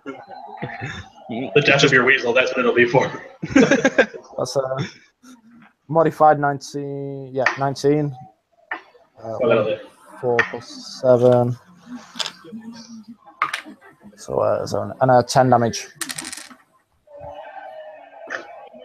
10 damage? 10 damage. That kills it. Nice. So your weasel just kind of like walks up, climbs up one of these things' leg and bites, and you see your weasel burrow into the body and explode out the top of this thing's back. Nice. And it just drops, and your weasel's just covered in this sticky, goopy blood. Nice. Very nice. This weasel's now like red and brown rather than white. It's like from Alien, where it's just like... Yeah. That will bring us to the beetles. Our Fab 4, because there's only 4 left. 2 of them are going to come up to you, Kyla, because they just watched you annihilate their buddies. And they're going to get... One of them's going to get a 17. That does not hit you, right? No, that hits, because it's dead on my AC. Oh, it does hit. That is 17, that's right. So he hits you and does a whopping 3 damage. Nice. And his little mandibles just kind of pins around your arm. The next one comes up. He only hits you with 13, so that misses. And the other 2, they come up to you and kind of wheel up on their hind legs to come down at you, Rael, but you kind of roll forward, and they both come down and miss. Nice. That'll bring us back up to Kevin. Okay. So how many's left? 3. 4. Sorry. 4.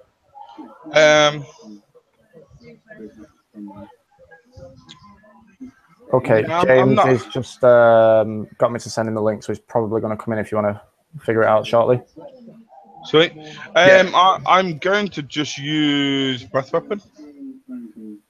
Go for it. It's a 15-foot cone, so you'd be able to catch 2 of them. So that's con saves from both of them. Yep.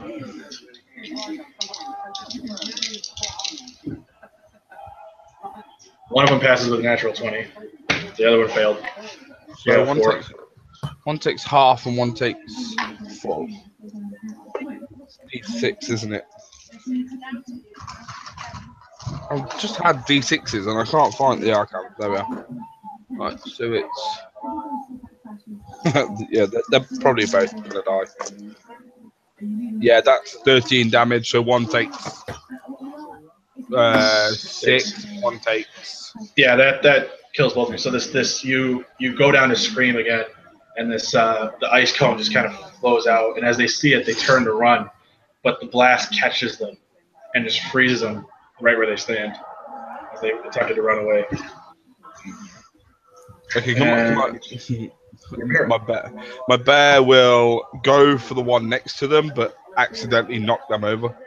Yeah, they're just gonna shatter on the floor, goop and blood everywhere. Just a bit of flavor. But yeah, he's just gonna do another swipe. Dead on 13. Someone remind me not to pick a weasel again next time. Your weasel killed the beetle. Okay, so He did.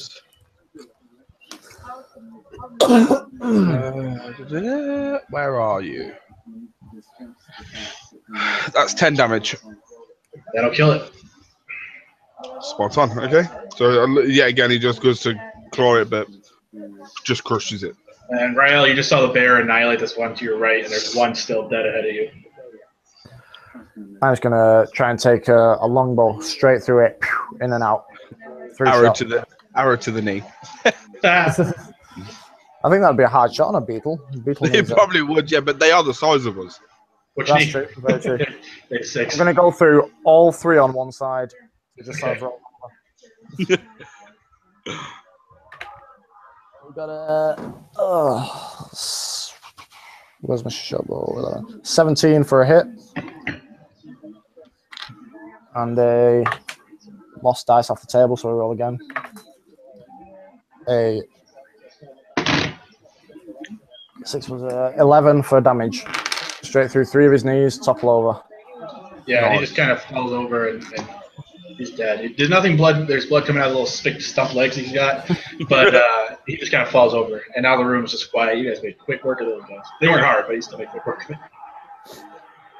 So now the room's quiet. They don't see any. You don't see anything else in the room. It's still just these bodies, but the light is slowly going out on each one of them as they die. They were the only light source in the room. Can I put out a torch out my bag and light it? We have dark vision. Yeah, you guys have dark vision. Oh yeah, I forgot. Okay, that's fine. So the only thing you could see so we've got is the door to the. Can I have the charger, please? Just can I take the dagger I've got in my bag and maybe harvest some of the Kara pieces off the beetles?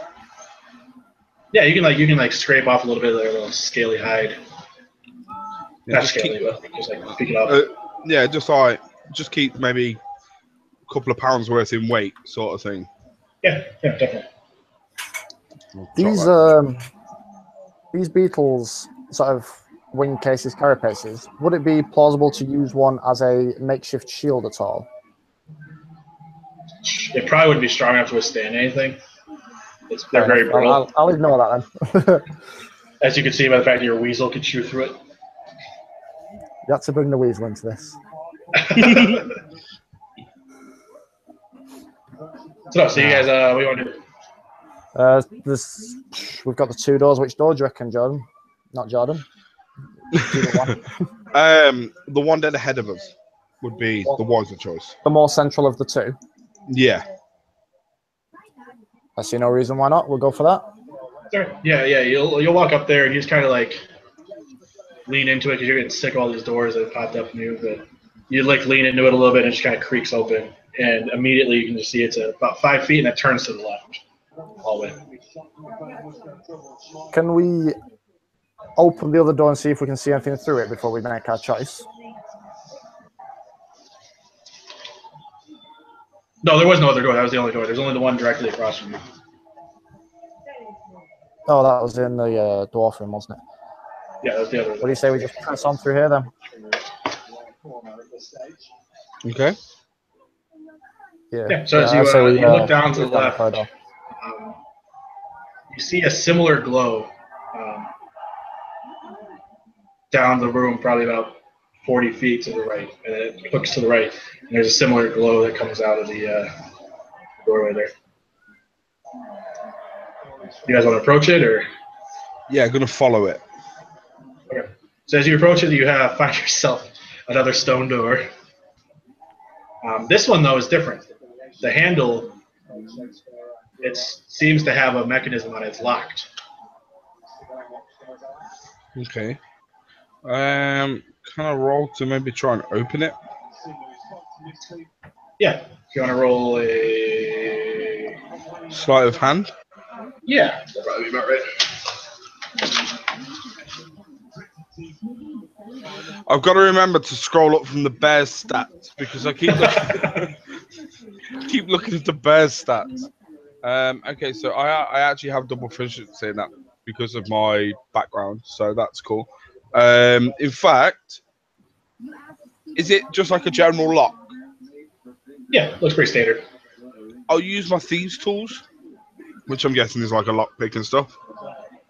So I'll use my thieves' tools. That's okay. So that's a 31. Yeah, so you put in your jiggle there, and you kind of start moving it around with the pick, and all of a sudden you hear a pop, and the door just kind of slides open a little bit. And you guys want to go in, run away in fear. I'll walk in as I open the door. I'll walk in. You walk in, and you see on the east side of the room there's another stone door, and on the immediately to your left on the south side there's a portcullis with a little iron gate kind of thing sitting over there. And in the room, you realize why the light was so familiar is because there's 7 more of these fire beetles walking around in the room. Just generally walking around. Are they lighting up anything specific? Could I do an investigation, see if there's anything like out of the ordinary, maybe? Yeah, you can roll. I mean, they don't seem to be lighting anything particular. That's just the light they naturally give off as a fire beetle. Okay, so that's 17 in total. Yeah, nothing. There's standard fire beetles. You don't know really sure how they got in, but they probably got in from up in the mountains somewhere. Okay, so with them being quite passive last time until we attacked, can I just attempt to walk to the other side of the room, maybe? Yeah, if you want to try and roll a stealth check. Oh, that's fine. That is a 30 dead on. 17 plus 13. Perfect. So are you sticking like to the wall, like just to the left of the door where you came in, like kind of like creeping along it? Yeah, sort of like creeping along it. I'll tell my bear to stay at the door. Well, not at the door in it, like just sort of inside the door. So obviously then, Watchcrow can get by. Rael can get by. All right. Are you following Rael, or are you? At this point, yeah, I'm going to try and follow with him. Okay. So roll yourself stealth check. On a nat 20 with a +5, 25. So you're good. So you guys are both like up against the wall, straight creeping along. They haven't seen either of you yet. As you take another step forward, you're probably about halfway between the 2 doors on the south side. Roll me a dex save, Kaiba. That is. So that's 12 plus. Don't you have advantage on dex saves because you've got your beast within sight? I do, yeah. So that's 12 plus 9. Yeah, that's fine. 12 plus 9, so that's 21. So as you step, you hear this click, and all of a sudden, from the other side of the room, these ice darts, they fire from the wall. They go ripping through these beetles and completely just decimate them, and the room goes black. But luckily, you can hear it, and you have time to just kind of duck as they shatter against the wall above you. Okay. After ducking and weaving and the beetles being dead, I suppose there'd be no need to be safe against the wall. Just sort of casually keep lower than the darts would have hit last time, and sort of head towards the other side. Am I able to do a quick investigation to see if I can determine what it was that triggered the traps? Yeah, go for it. So,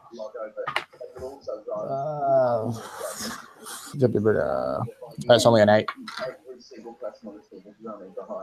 An 8? An 8, yeah. No, you can't really tell what did it. Probably something in his vicinity, obviously, because he triggered it. But you don't exactly know what it is. Fair enough. Oh, it looks like our sorcerer has joined us. Yes, he's just put. He's got the stream on one screen while he just logs in with everything else. Okay, so yeah, so you creep along. As you creep, are you following him still? Yeah, I'll carry on. There doesn't seem to be much else in this room, to be fafair. So roll I'll have my little companion by my feet. Roll yourself a dex save. Dex save. So 19 all in. Yeah, so you're good. So the same thing happens. Like, Kai was able to turn around and kind of like warn you a little bit as you hear the click, fire. These darts, they shatter against the wall as you are able to kind of roll forward. You're behind him now. And there is our sorcerer. And so yeah, so what you guys will hear then is you'll hear the pitter patter of feet as behind you, Strophius is finally caught up. At this point, you didn't even notice he was missing, and he kind of creeps up behind you guys. Strophius, you've walked through some pretty gruesome stuff: a dead fire giant, a bunch of dead fire beetles, a busted up statue in another room, and you can assume that your companions are still alive because you haven't found their bodies yet. And lo and behold, you were right. And as you come up to them, the first thing you're going to have to do in this session is roll a dex save. Oh, joy.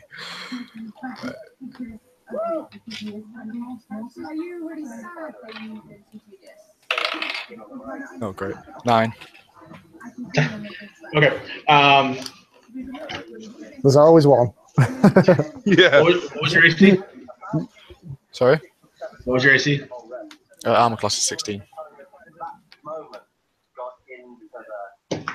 So what happens is you don't even pay attention. You just finally relieved to see your party members again as you've been trying to catch up with this whole time. That you don't even hear the click as these ice darts shoot into you. And you take one just kind of sticks into your leg, and you take 11 cold damage. Right? Welcome to the game.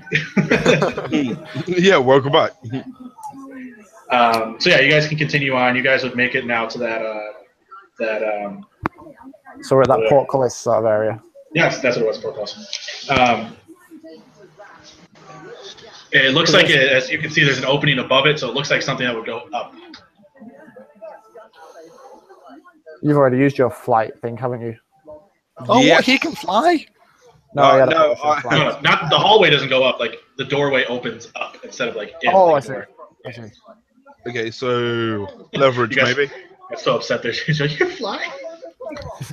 Yeah, I had a potion of flying, and I used it to land on the fire giant's shoulder and shoot at his face. If everyone's cool with it, I'm going to go ahead and chime with opening this rather heavy door straight up. Sounds wise. Go for it.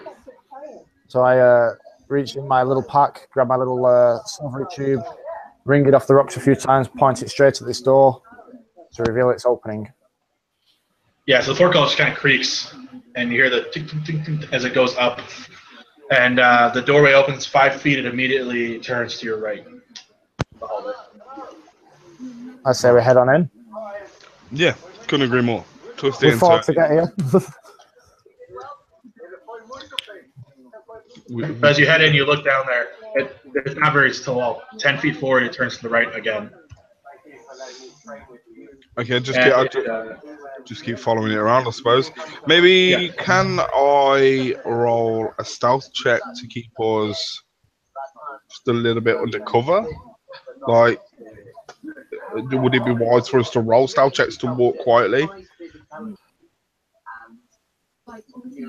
yeah, you can. You'd each have to roll one, obviously.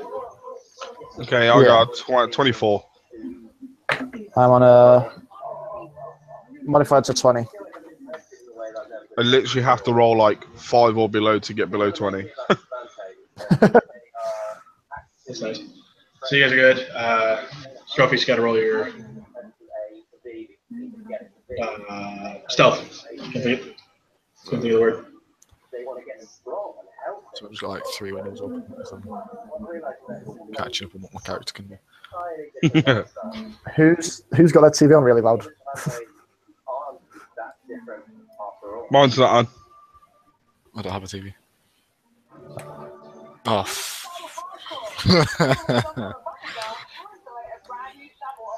Is it you? Do you want the good news or the bad news? Go on. Good news? Either way. Good news, it's going to be interesting. Bad news, it's in that one. Ha. You're making as much noise as possible going down this hallway, like. You're all still knackered. We're You're here. I'm still knackered, I've been running for quite a while. It's just. Yeah, all you can hear from behind you is like, here's me, so all you hear from you. As he sits back, trying to catch his breath. Wait! And as you walk forward a little bit, it doesn't seem to alert anything, but you start walking in this water. It seems to come up to your ankles a little bit. You keep walking a little more down this hallway, and you can see a stone door at the end of the hallway. But by the time you get there, it's probably just above your knees in water, as if this part of the room kind of sunk a little bit. Okay. When we open this door, is there going to be water on the other side, do we think, guys? Or do we reckon it's a straight path through? I reckon there's water on the inside. Would it be wise? How much water is there? Up to our knees at this point. Yeah, it's just like stagnant, still water. Is it the corridor that's full of water? Yeah, right now. All right. Okay. So no, it wouldn't be wise. I was going to say you could use your breath weapon to maybe freeze the top of it to walk on, but we don't take disadvantage from difficult terrain anyway, so that's fine. Now, I was thinking, though, that with it having a stone door in it, if we open it, are we going to be sort of... Flooded. Yeah. Hmm. Is there any sort of check I can do to determine this, with it being a stone door? I don't think I'd... No, not much with the stone door. You wouldn't be able to tell like what's on the other side very much. No. So, what about tying hempen rope around us, anchoring it to the wall, and then opening the door?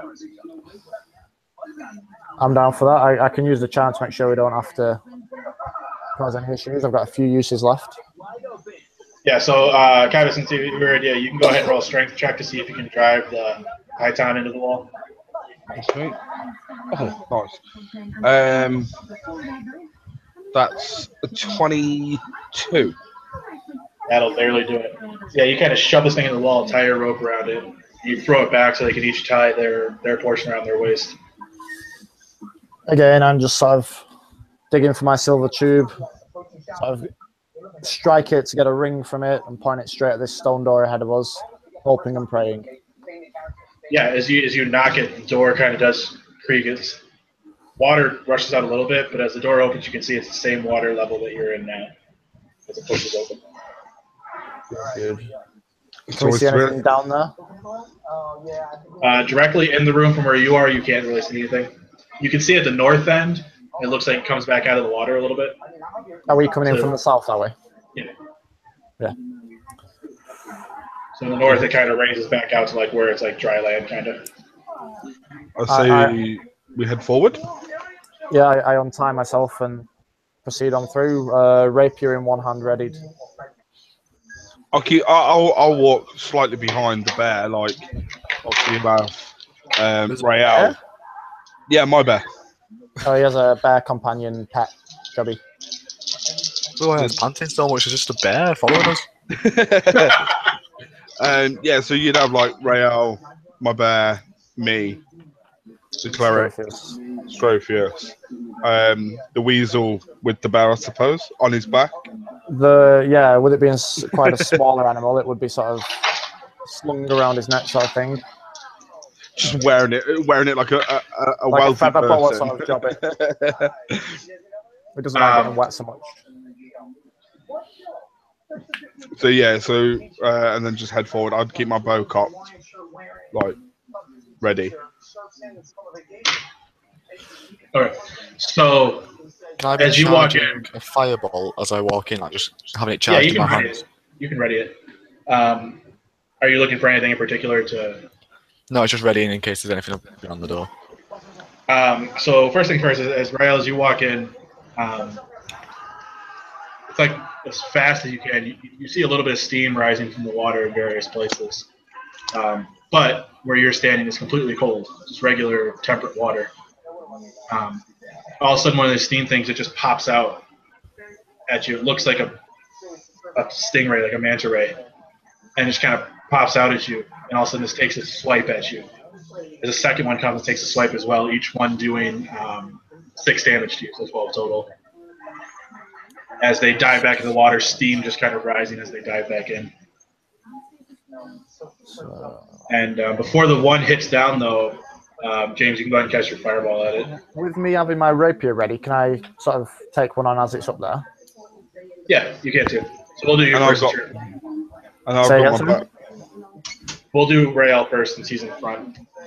Yeah, no, I've got my bow cocked ready as well. Is it a standard normal roll with it being ready, or do you get any sort of extra modifiers? No, it's just a standard. 1d. You just don't get to be surprised.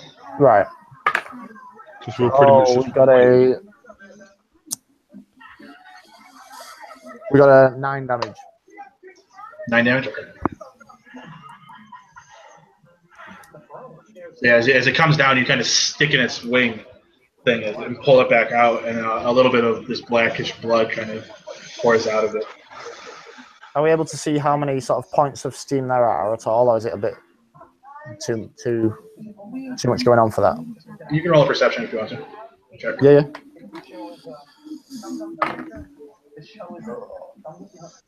Just I'm not bothered. It was a nat one.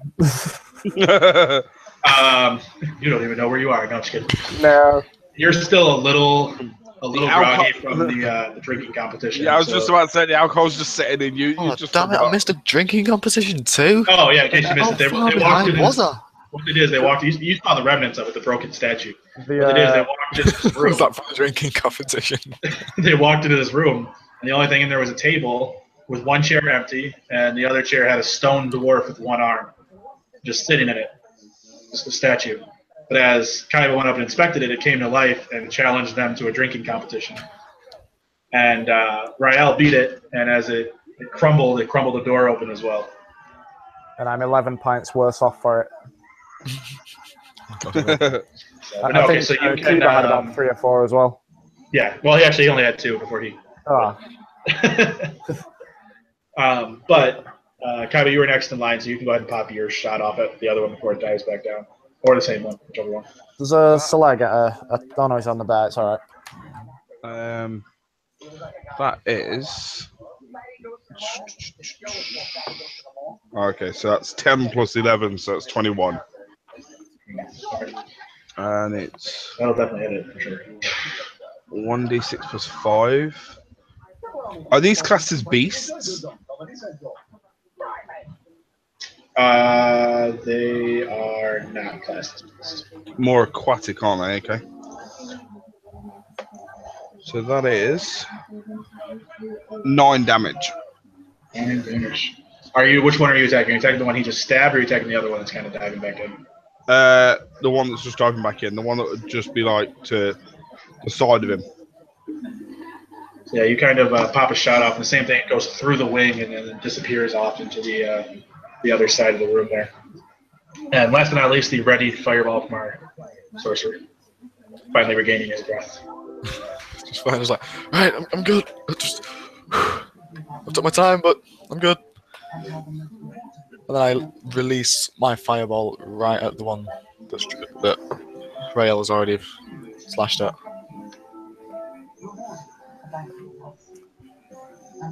Alright, perfect. So go ahead and roll. I think the storm method has to roll, doesn't it? Sorry? The creature has to roll, right? Isn't it a save for the fireball? I can check right now, actually. I think fireball's an area of effect. I think it's firebolt. Sorry, it's fire bolts that I was firing. Yeah. Oh, okay, then that's a roll, right? It doesn't say it. It's an attack roll, and then you roll the damage after. Yeah. It says you hurl a firebolt, make a ranged spell attack against the target. On hit, it takes 1d10. So, what's your spellcasting modifier? My spell attack. Yeah. My spell attack is +9. So So you roll a d20 and then add 9 to it. Alright. 20. That's worth the, that's worth the Natural 20? bonus. Oh, that's no. with Oh, the bonus. okay. All right, okay. Then yeah, roll your damage for it. 5th level 11. Oh, so I get 2d10s actually.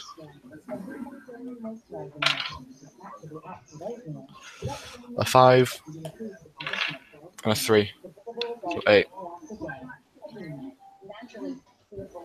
8 damage total. Yeah, 8 damage in total. So which one were you aiming at? The one that's Rael's already slashed up. So yeah, as it dives back in, its tail just gets singed and erupts in flame from where you pop this thing off a little bit.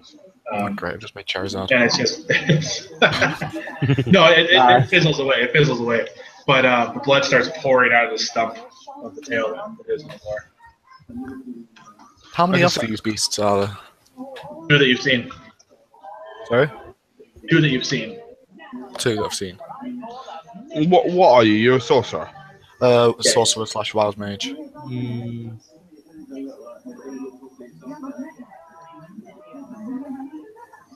Just thinking, I'd turn around to Stropius and be like, have you got any lightning spells?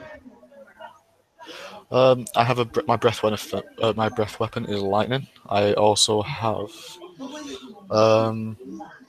lightning bolt, sleep, banishment, ice storm, blight. Real quick while you're looking over it, you guys can all roll initiative too. So I have a lightning arrow. Nice. I hate rolling initiative. I got nat 20 plus 5, so 25. I'm on 16. What's this initiative? Yeah. Yeah, so 13. yeah, nice. Is that? There is no modifier for that, is there? Yeah, Yeah, initiative. your dex modifiers. Yeah, you should Oh, dex my bonus. dex. So 16. Nice. So you got 16 too, Rael, right? Yeah. You guys can choose when we get to you who goes first, who goes second. But Kylie, you'll be first. So these 2 things, you can still see them. Their kind of heads popped up against the water. And behind them, 2 more come up. So are they in the water? Yeah, they're in the water, but they're not. It's not a disadvantage to you. They're still high above. You can see where Sort they of are. crocodile style. Are we in the Yeah. water? Yeah, you're in the water as well. Is there any platform or anything near us? In the north side, which is probably 30 feet ahead of you, 35, that's where it rises back out of the water, the stone floor. I was thinking, would it be worth us running to get onto the platform and just unleashing lightning into the water? That's what I was thinking. I reckon we should all do that if our movement's high enough. We don't know if there's any more of these in the water as well as. I think you would be. No, you've seen all 4. That's the only. There's 4 things of smoke coming up, and each one has popped one when it comes out. But it's 35 feet to that corner. And I think you, Dragonborn, only have 30, right? Yeah. Me and Rael could make it there on a bonus action, but not too sure about obviously the companions and whatnot. So obviously we can dash as a bonus action, being rangers. It's maybe the point where you have to sacrifice your animals. Yeah, so it'd just be like, I'm willing to sacrifice this weasel. And Stropius, you could too. If you decided to just dash, you can move double your movement. Hang on, let me just. What spells that? It would just each of you would take up your turns to get there. see, I can dash on my. Me and Rael can dash on movement. bonus. Yeah, we can do it on a bonus action. So, Kai, it's your turn. So, whatever you want to do. So, can I dash on my bonus action to the ledge, to the platform? Yeah, so you'll make it to the platform. You guys kind of like pull your stuff out of the water, shake your boots off. And then can I? I'll just take a standard. I forgot what it's called. Short bow attack. Would our movement not be encumbered because of how deep the water is? No, your Dragonborn don't get encumbered by terrain. All right, okay. So yeah, you can pop a shot off. So that was a natural 20 plus 11, so 31. All right, roll your double damage for that. Which one are you attacking? Are you attacking the one that's got its tail popped off and stabbed? The one you hit first? The one I hit first. I'd go for the one that I know is there. So that's and Well, you can see all 4 now. You can see all 4. Oh, okay. So I'd go for the one furthest away from me then. Just obviously, so it's, Okay, so that would still be the one that you hit first. yeah. So is the plus damage to each dice I roll, yeah, or just the overall roll? Overall rolls. Roll double your damage and add your modifier. Yeah. So you can roll 2 dice, but only 1 modifier roll. That's absolutely perfect. That's 16 in total.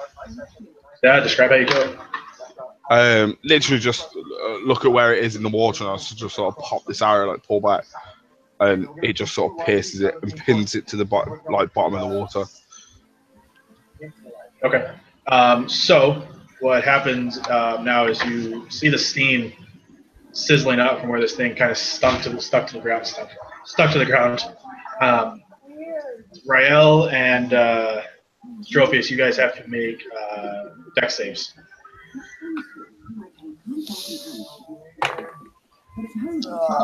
12. You're actually fine.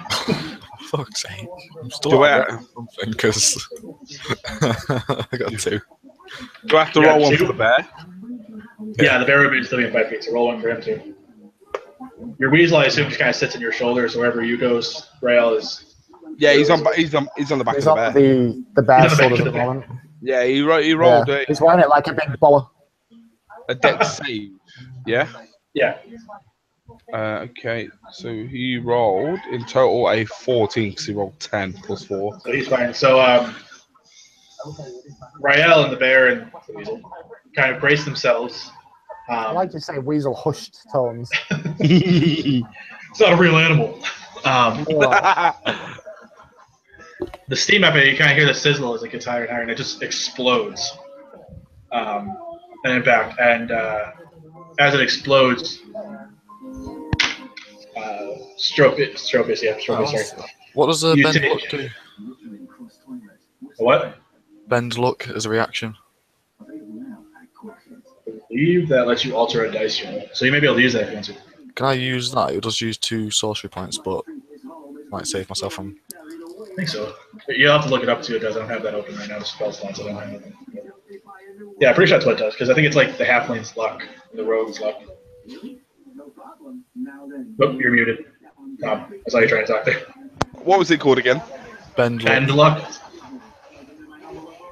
Ben look sorcerer 5. That's a reaction. I'm pretty sure you can use it for Um, either on himself or someone that's attacking him. I've just noticed you've changed your name to Dungeon Master of Doom. Oh, it's been the whole time. Is that what it was last time? No, it wasn't that last time, but I change it every time. Keep it up. Keep it fun.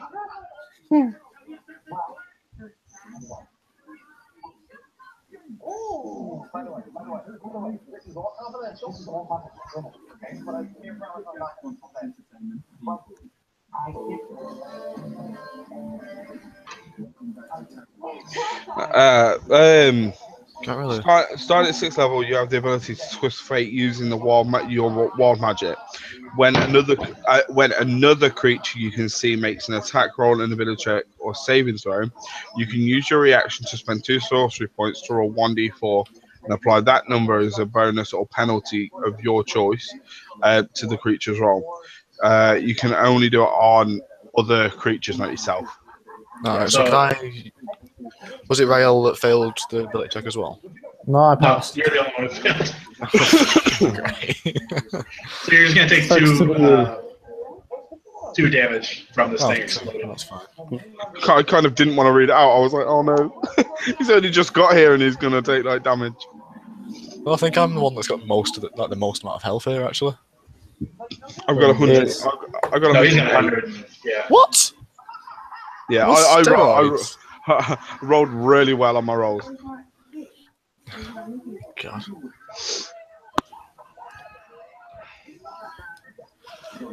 My weasel has more health than me. Wait, so why do you two have animals? I want an animal. Should have Because been a they're ranger. rangers. Oh yeah, I forgot we had 2 rangers and a goddamn sorcerer. That doesn't sound Goddamn disaster at sorcerer. all. Could be worse. You So could be a that was full-on Kaiba, Rael. That brings you. So there's 1 dead in front of you. There's 1 you've shot. I'm going I've got, to dash up to that top thing, the platform where it's... Does my bear get his attack? Oh yeah, your bear. Sorry. Sorry. I think it just attacked the one closest to him. Okay. So that's gonna be the one that he's. Poked. Yeah, that's +6, so that's 15. That's good. 10 is their AC. They're just little nice. stingray-looking things. 2d4. So that's 6 damage +6, so it's 12. That is a dead one. So as this bear kind of shakes a chunk out of this thing's back, it floats to the bottom. And now, bear, Strophius, and Rael make your dex saves again. Oh no. Another dex roll. Yep, another dex roll. Oh, nice. He rolls 12 plus 4. So 16. So it's just plus your dex modifier. 24. Yeah. Oh no. It depends if you're proficient in it or not. I don't think you will be. Yeah, I was gonna say I don't think you will be. Oh, 17 then. You roll a 17? Yep. And Rael, what'd you roll? I got a 24. Okay, so you're all good. So this thing explodes, but with your knowledge of what just happened with the last one, you're able to kind of block yourselves from any debris or fire that comes out of it. And that'll bring us to Strophius. So there's 2 still alive, untouched. No, it's Rael. No, Rael. Sorry, Rael. Yeah. Or whoever. You guys, you had the same. So are we all on the platform, or? No, me and you are still in the water. Oh, okay, joy. But whoever wants to go first, you guys have the initiative. I'll go first. How close are they to each other? They're probably within 5 feet of each other, 10 feet of you.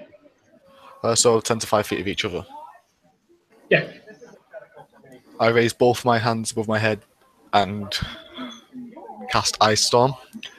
And smoke, like frost, starts to come up to form a giant ice cloud above their head. We're stood in water, right? Right, it's ice though, so. Well, you may freeze yourself into water. But... Thanks. It's fine, just roll a good roll. Yeah, so you have to roll for that, or is it not a save I have to make? I don't know. Do I have to roll for this one? You're supposed to know these things, sorcerer. Yeah. Someone sorcerer. Sorry? Or no, wait, no, sorcerers don't have books, never mind. So I don't have to roll to see if it hits? I don't have the spell in front of me, so I wouldn't know. Just says a hail of rock, ice pounds the ground, so it doesn't say 2 hit. I think. Give me a second. What have you used again? Ice Storm, level 4th level. Ice Storm. Ice Storm, Hail of Rock, Ice Pounds the ground in 20-foot radius, 40-foot high cylinder. Dex save. Yep, it is. It's a dexterity save. I thought it was. Anything you're literally falling, or no, I have to roll. Both these things. How do the spell slots work? Is it like I have... For each one, basically, each one you use. So say if you use a 4th level spell, and you've got three 4th level spell slots, you just minus 1 off.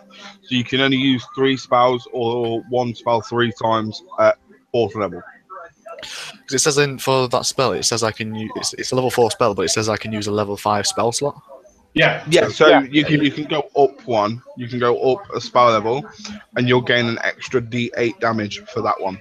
Alright, so how much do I have for each? What's your spell save DC? What's your spell save DC? Mine? 19, I think. Let me just check. Apparently non-existent. Spell save, 17. 17? Alright, so one of them passes, one of them fails. Right, so one of them passes, so you roll 4d6 and 2d8. Add the damage up. No, 2d8 are bludgeoning, so you roll them for... Are you doing the bludgeoning damage on 5th level, are you? Yeah. Right, so roll 3d8.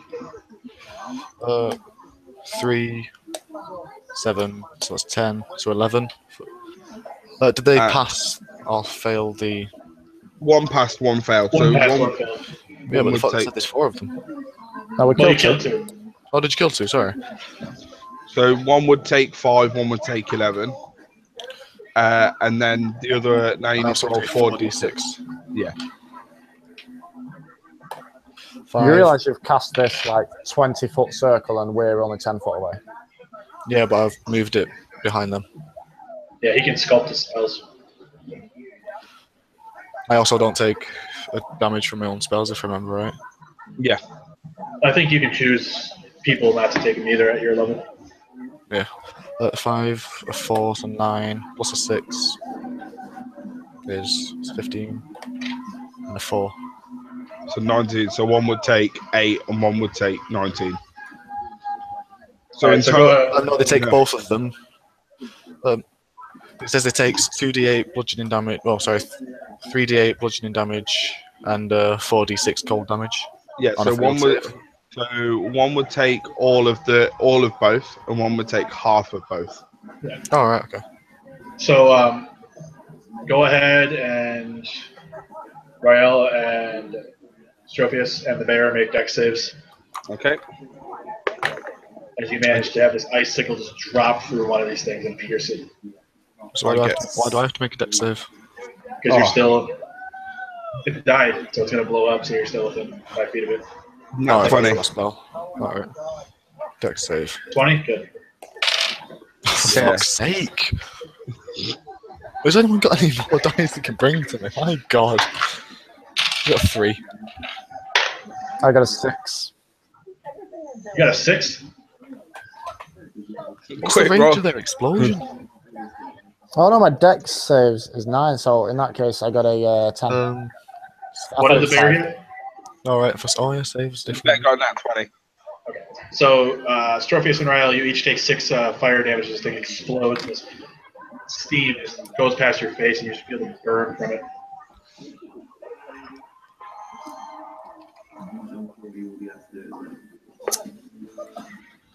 So now it's Now it's Rael's turn. yeah. So have we still got 2 alive? Well, One alive. 1 alive. Would the explosion not damage the one that's left in the water? No, because they know they know that they can do that, so the other one kind of like Screw it! avoid it. My bitch, please, I'm out. I'm just gonna go for a dual-handed rapier dagger idea again. Okay, so yeah, go ahead and make the rapier one first. We've got a 21 for hit, That'll hit. and it's a 1d5, so that's a 12 for damage. 12. Okay. Strophius, Bear, and Rael, roll your dex save. No. Oh no. So where's the actual save? Every time one Saving dex throws just to the left of your hit points. Oh, okay. 20. Modified You're 20. good. 15 modified. You're good. Bear. What is the bear? Bear. Oh, sorry. He got 10.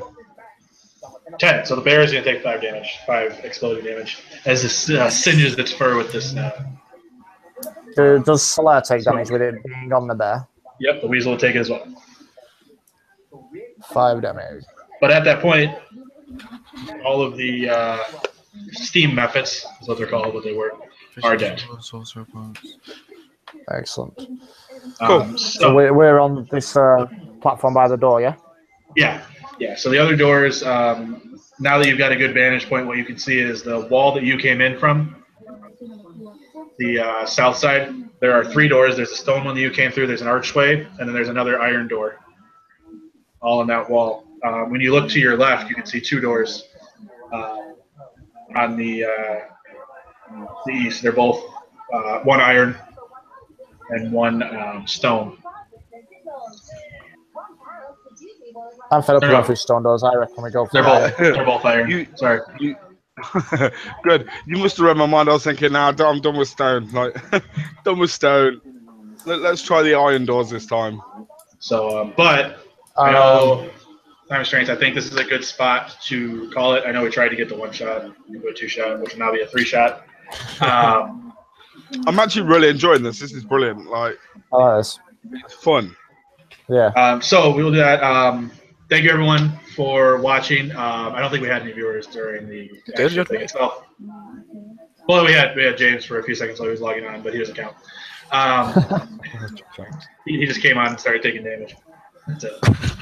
I was just Inventory wise, I've worked out what the golden that would be. Yeah, so we'll split that up. Actually, we'll sign off first, then we can split that up later. Yeah. No problem. But yeah, so anyone who's watching afterwards, as this is up on YouTube, thank you so much. We will come back to you with it. Keep an eye out. As I was telling some of these guys on break, and anybody who watched it would know, Illendor is our setting for Tabletop Dads. It's where our adventures take place. Anything these guys do, no matter how this campaign plays out, that's going to be written into the history of this world. Whether they all die, whether they all succeed, whether half of them die, whatever happens, that's how the world will remember. My weasel shall be remembered.